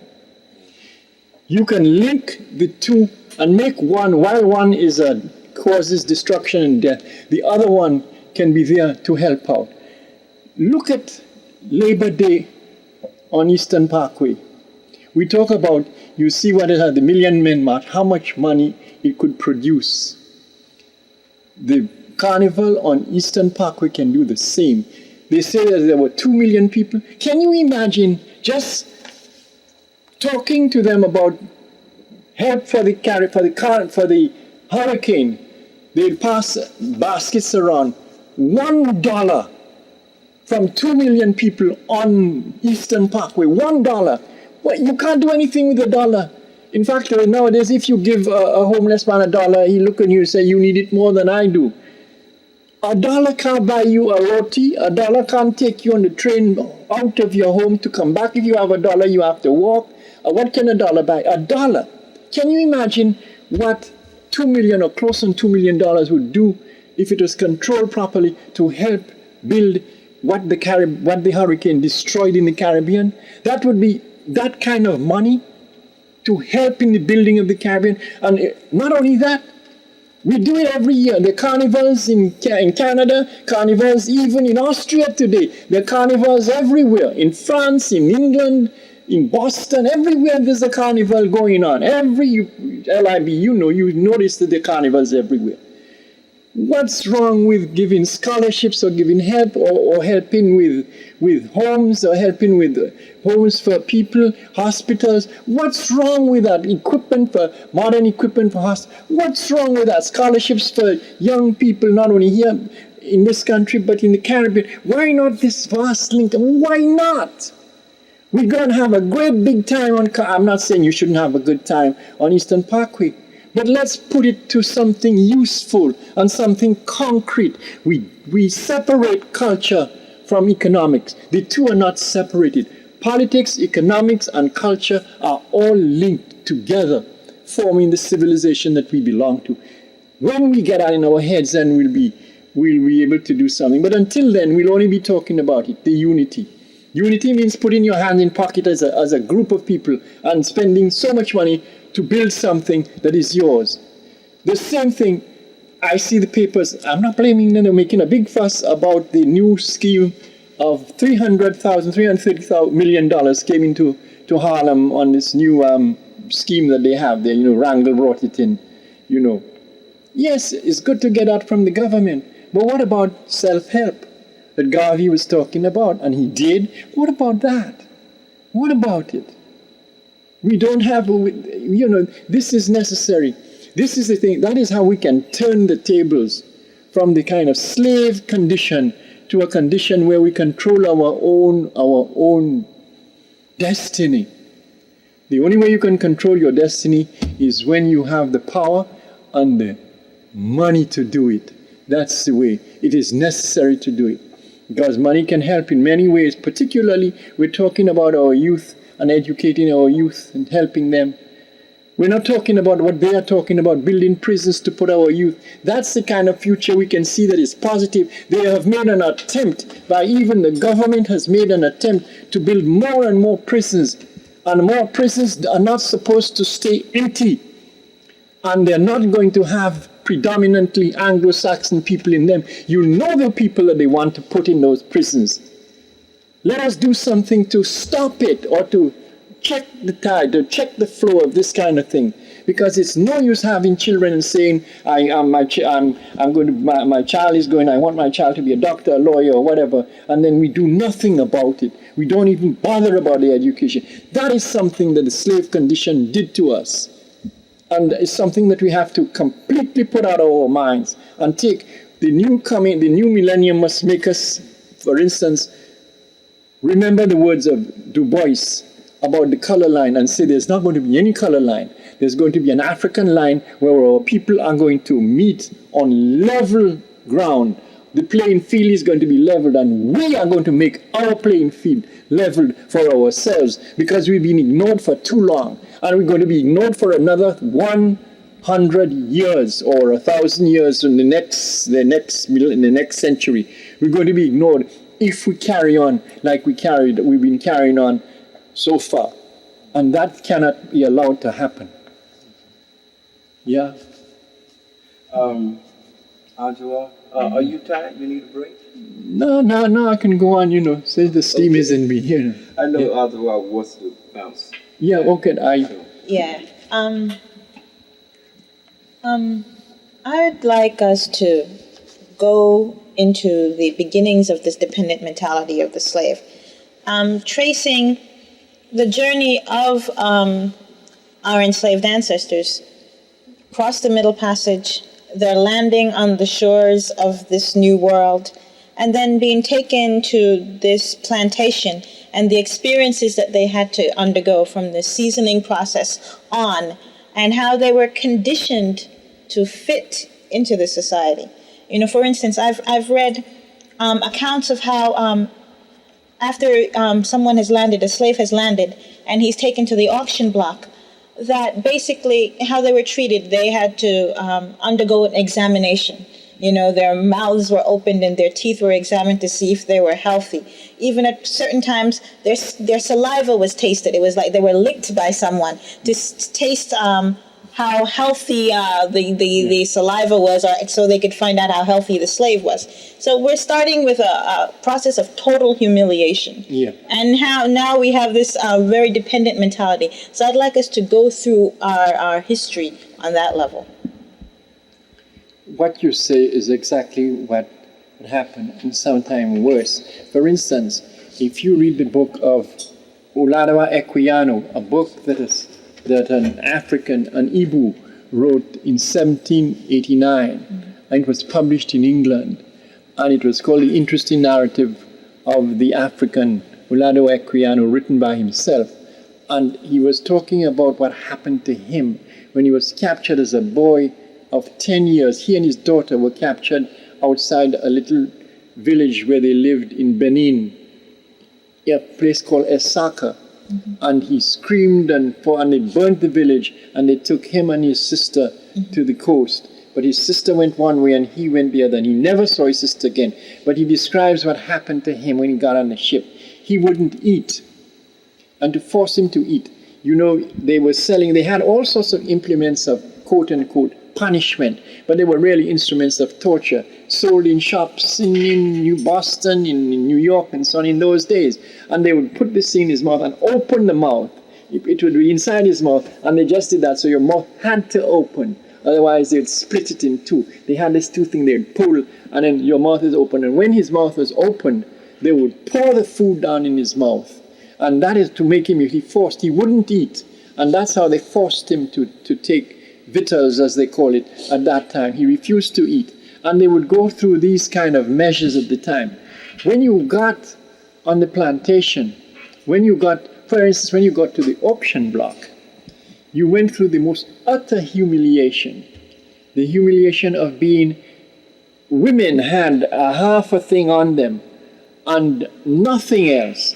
And they were literally, the auctioneer would be saying the most repulsive things while he was touching and feeling, and this young 15-year-old girl, and he would be showing how you should have her because she's going to be a good handmaiden, and at the same time you can use her for whatever purpose you want. And he would say, look at how strong, look at her thighs, and he would slap her thighs, and all this thing was going on.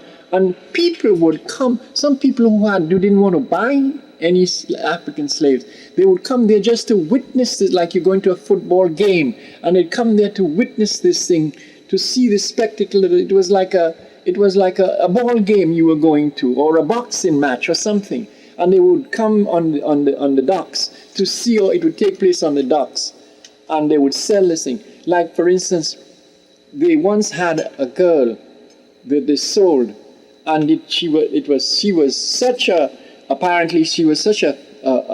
fine, as the auctioneer said, a fine physical specimen of a woman, that when they auctioned her, she fetched $1,475. At that time, we're talking about 1810. Can you imagine how much money that meant at the time? $1,475. And you know who bought her? A priest. An Anglican, a Church of England priest. He says he's going to convert and make a good Christian of her. And you know what he meant by he was making a good Christian of her. But this would happen all the time. But if you read slave reports from slaves themselves who managed to give their reports later on, those who escaped this thing, they were always angry. There was no slave, they tell you. I was reading Esteban's story about he was an escaped slave in Cuba. And he said there was no slave, no matter how much he pretended to be a fool and accept what his master did, enjoyed the condition of slavery. what he did, in other words, what he was saying is that even Uncle Toms would pretend, but it wasn't true. They were, because they hated, everyone hated the condition. And the thing about it too, I want to talk here, from the time that Africans were left the slave forts, wherever it was, in the gold, the fort the Christian, or any of those forts, and they got on the ship, on the high tide, and the ship was leaving the Bight of Benin. From the time the boat, there was howling and screaming and shouting when they saw through the hole, they would peep and see the shores of Africa disappearing. And that was the most dangerous time, because if they had them on the top deck, many of them, as you know the story, would jump alive to go back to Africa, because they felt that their spirit would go up to, in the Caribbean, I know up to my years, I know many elderly people who think when you're burying them, they insist, one of the things the people I know insist in being buried with their feet towards Africa. I can remember telling a woman, my Edward, I said, well, how you know? Well, I was telling her, she was 98 years at the time. She is insisting that she wants to be buried with her feet towards. She says, because I'm going back to Africa. I said, well, how you know where Africa is? She used to tell me, boy, don't ask me where Africa is. I know where Africa is. And she would point from the village, the sea. She lived on the seacoast. And where she was pointing was correct, when you're looking at the compass. I say, yeah. I said, my but you're right. That is, Africa is right. Said, don't tell me. I can smell when the breeze that is coming here is not coming from the islands. I can smell when it's coming from the Sahara. She could smell the difference. She could tell the difference in the breezes. And it's true. I thought she was just joking. The other day I was going down on a plane to Dominica. And when we hit Tortola and we were going down, I noticed the sky was looking sort of foggy, and so I said, this looks funny. And the ship, the pilot got out and said, all this sort of haze you're seeing there, this is the dust from the Sahara Desert that is blowing. Yeah, I said, heck, right in the Caribbean, African, things are falling down on the sea and falling on the land. So in a sense, we're really not too far away so I knew what the elderly people were saying. But going back to this thing, the most dangerous Africans for their freedom coming across the Middle Passage, you know who they were? Women. They were the ones that challenged the crew at the time. They were the most dangerous ones. You know what they would do? Many of these sailors that they were put to guard them and so on, for disease and so on, they would give the sailors to drink rum. Rum was the thing that was supposed to keep away, and in those days there were no injections and so on. So they would want to keep out the flux and keep out this. So they would drink. So some of the sailors would imbibe a little too much. And by the time the captain was in his cabin, and that was what they would do, they would go down and try to get some of the African women together and a few of the sailors and bring them to the top where they were to do what. So they were full of rum. Some of the women, the young women, allowed them to do that. And when they got up into wherever the deck where they were hiding, then they would take the sailors' own knife and kill them and take the keys away from them and unlock themselves and unlock, and there would be a whole to-do going on, and they would dash at the other sailors there and chop them. And these riots happened a lot. It's only the other day a book was written by a sister from the Caribbean. She teaches in the Caribbean, where this was exposed. African women were the one that led, and on the plantations too. In Barbados and the plantation, they said women were docile. They were not. They had to face two things. They had to face the hard work that their men were doing, and they had to face the viciousness and sexy things of these men, of the plantation owners and their sons and their daughters, because it is a known thing. It was written by Falconbridge, who was a doctor who went to the Caribbean at that time as a doctor, Alexander Falconbridge, and he said that 1 out of every 20 Europeans that went down to the Caribbean on plantations 19 would have African mistresses, whether they were married or single. The only one that would not have an African mistress was usually a Quaker. And after he had been there, because he was a Quaker and he wanted to keep to his religion, but after he was there 3 weeks or 6 weeks, he would begin to change. And he would succumb to this thing. And he himself would have a young African mistress. Because one of the things they gave these young Europeans when they came there, have your pick of one. Have your pick of one of the ladies. Have your pick of one of the slave women. They brought them there for that purpose. And there are some of them who even brought, unfortunately, it's in the book of some of the writers, they even brought young boys for those who had funny habits, for those Europeans who had funny habits. And they did have funny habits too. If you read the story of this thing, written by one of their own men, you would, I have it somewhere there, I didn't bring it out, but it would turn you'd make you cringe when you read what they were doing to, even their own writers said that they practiced the most terrible sexual vices and things on these poor young, innocent African women, girls and so on, and changed them. And some of these women succumbed, but they did it for a purpose. And this is the kind of life that went on the plantation. In Barbados, I wish I had brought that book. It was published only the other day. And it's a new book written by a sister. Mm-hmm. And what happened is that they would give some young women, as many women worked on the plantation, on the fields as men.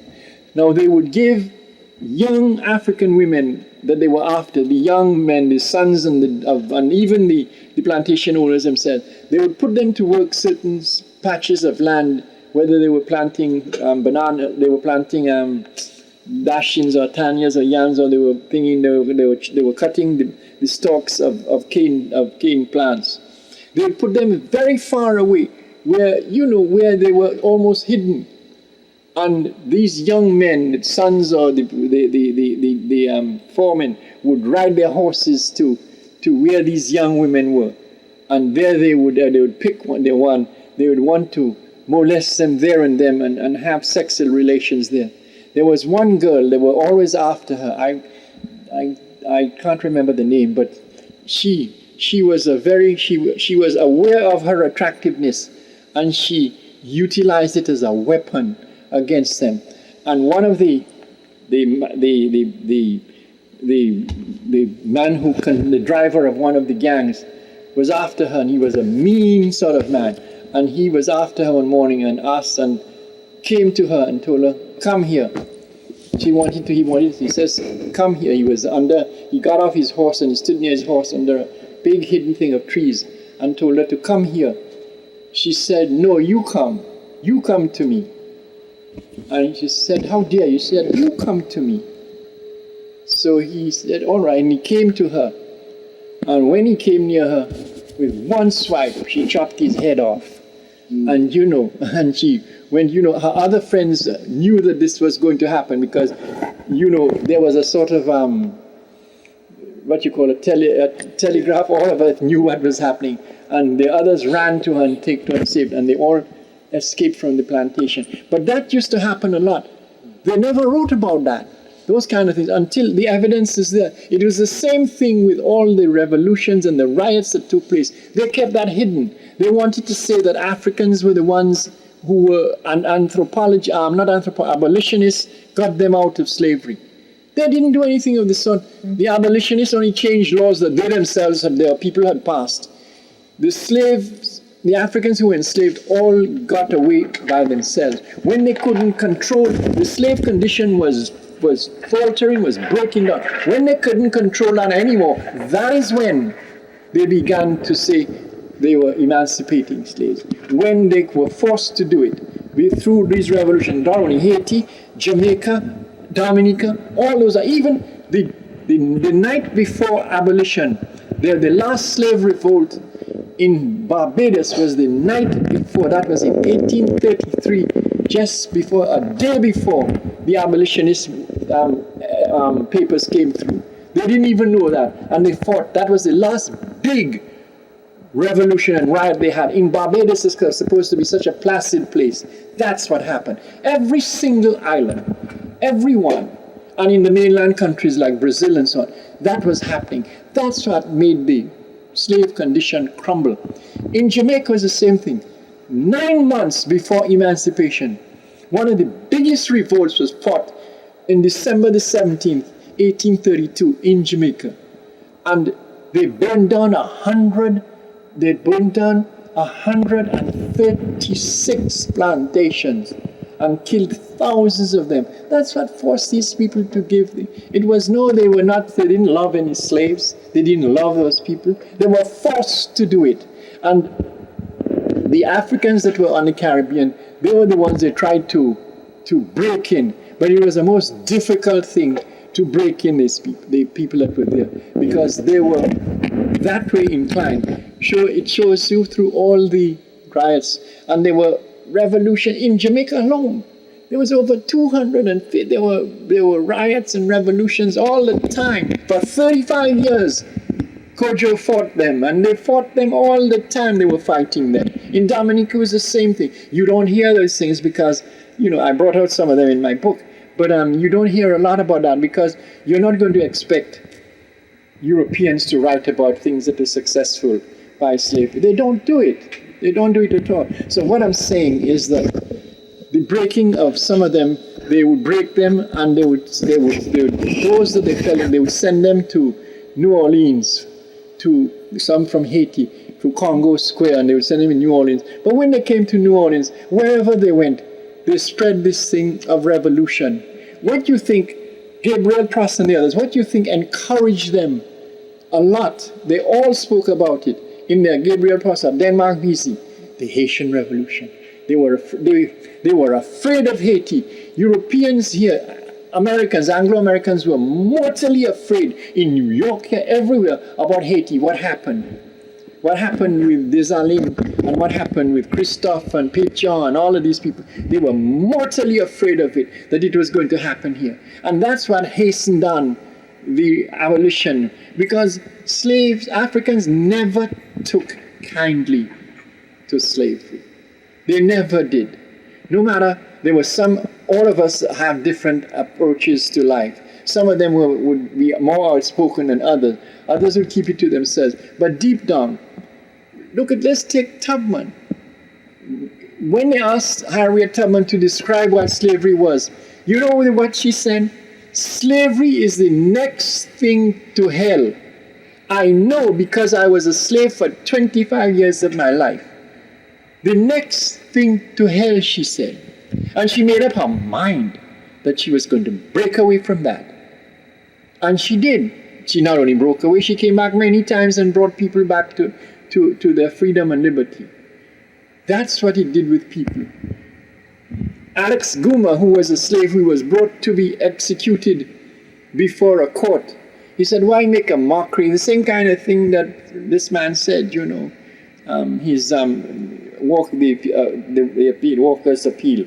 The same thing he said, why make a mockery of taking me? You want to kill me. He says, but with a slave, when a slave, an African slave, kills his master, he does an act of justice when he kills his master. Justice to himself and his people. And he said that in court. When he kills his master, he does an act of justice to himself and his people. That's what he said. They were not afraid to die. This is the kind of amazing thing. I mean, young women could fight. Young women could fight these people, fight these men, fight them, literally fight them. And the thing is the women would gang up together. That was another thing. Sisters would gang up together, and they were not afraid to face these people. They were not, even as I say, on board ship. They were already fighting this thing on board ship. They knew the circumstances, they knew what would happen, but yet they would fight it. This is a tremendous epic that we saw only bits and pieces of this thing in Sankofa and the other thing, but we haven't seen the full story of the great fight there was in this hemisphere against the slave condition. It's nothing to be ashamed of.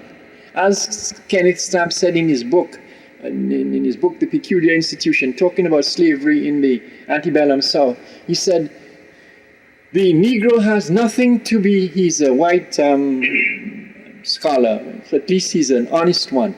He said the Negro has nothing to be ashamed of in slavery. Those who should be ashamed is the South and the slave owner. These are the ones that have to be ashamed. The Negro has nothing to be ashamed of. It is they who have things to be ashamed of. And it's true. I have always said that.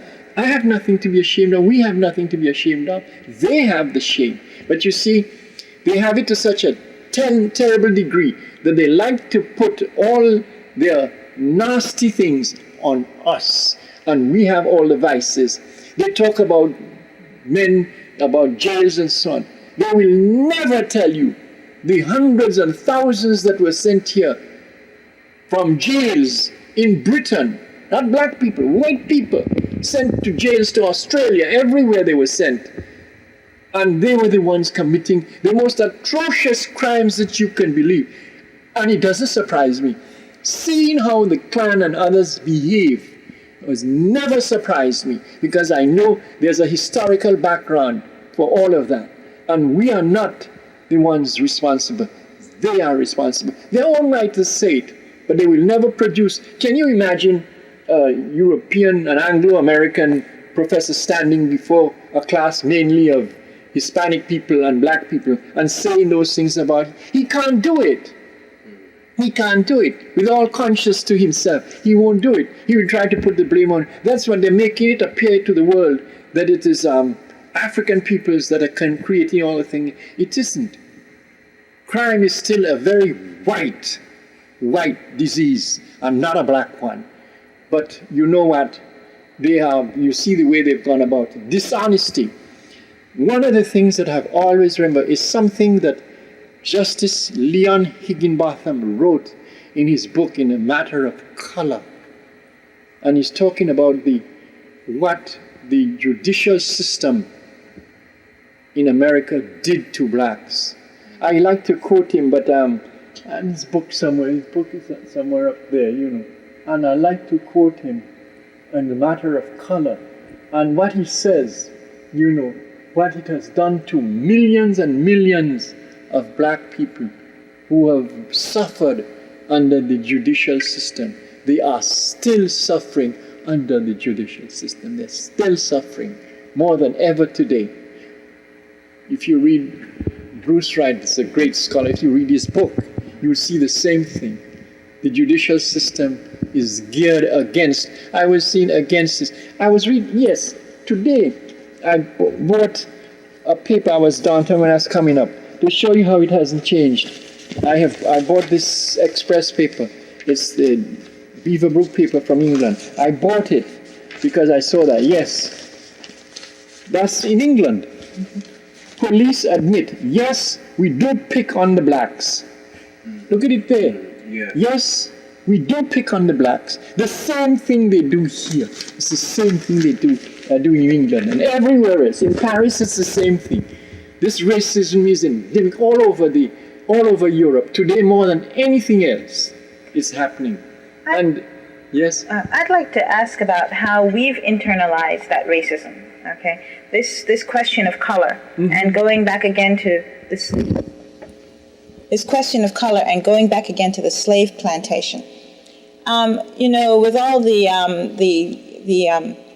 sexual contact between the slave masters and the slave women, basically the raping of the women, was created within the slave system a class of mulattoes, or it's not just mulattoes. They had many gradations of color. Right. And I want to talk about how those different gradations of color within the plantation affected the psyche of the slave, and how that was used in ways to divide the slave plantation.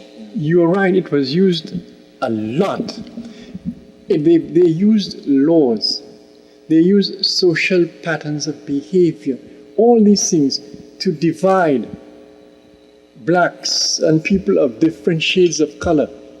It's very noticeable in Hispanic countries even today. It's very noticeable in the Caribbean, not as much as it was before, but it's there.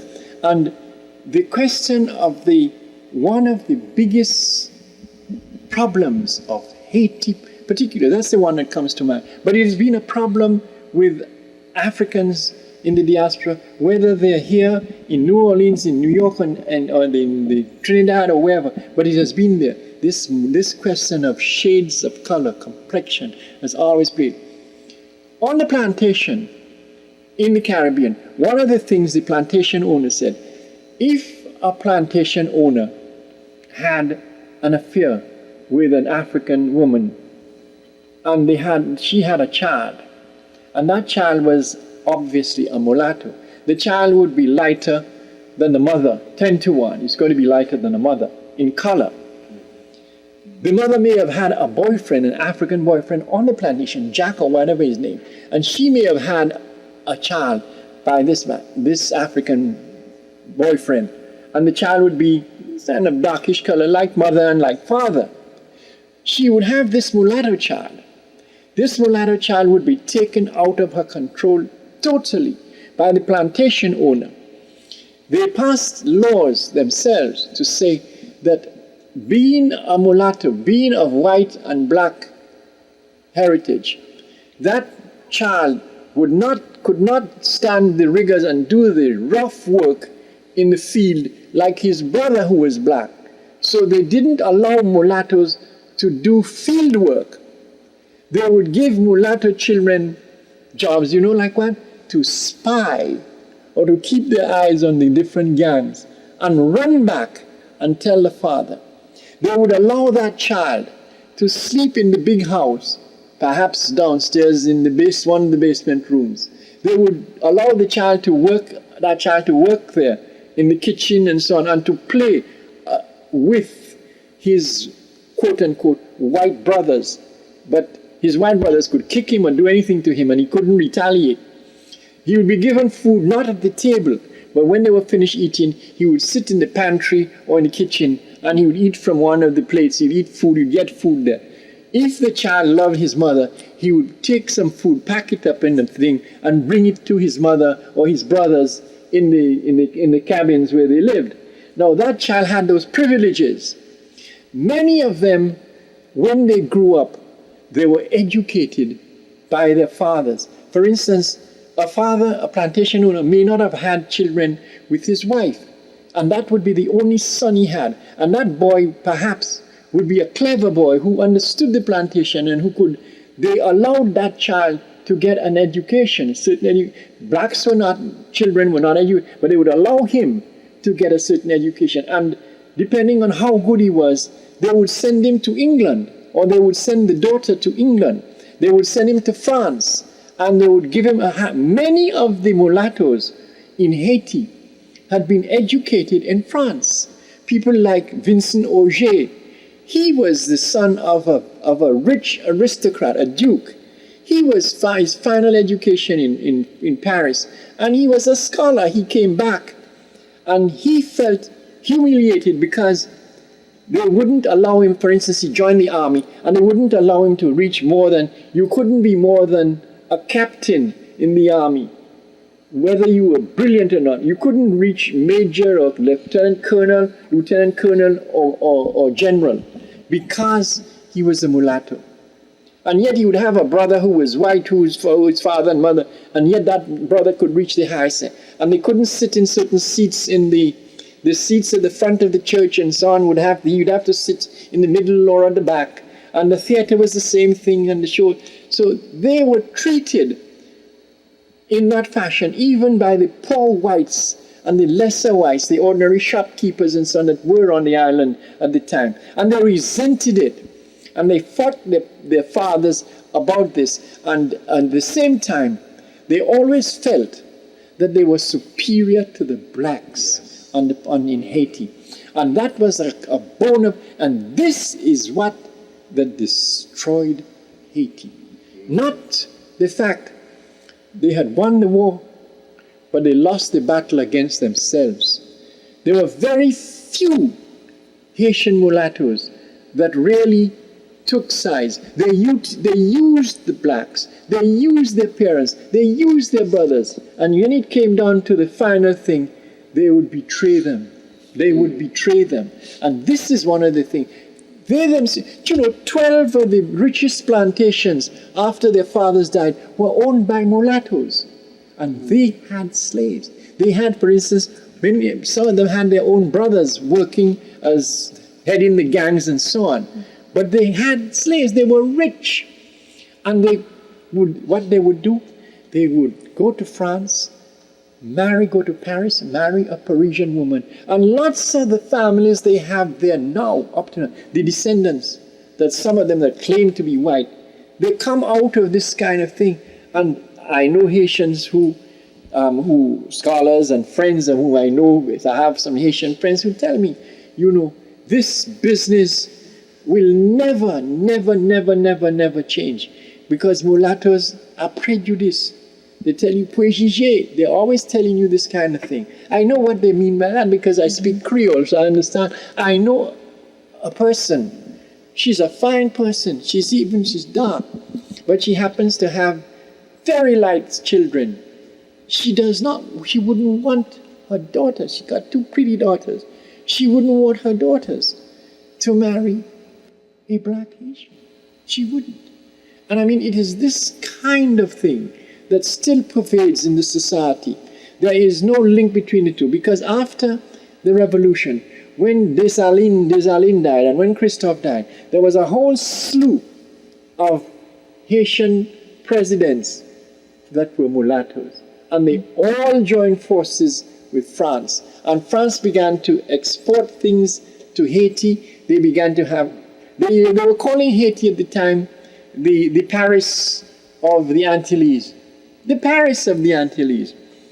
Many of their people, they would send their children to school. They wanted their daughters. I know, for instance, I used to play football against the island. I was an island footballer, I was on my place. And I used to play against Martinique, and I had some Martinican friends who were mulattoes, one particular family. That is a light-skinned family. But boy, they were prejudiced.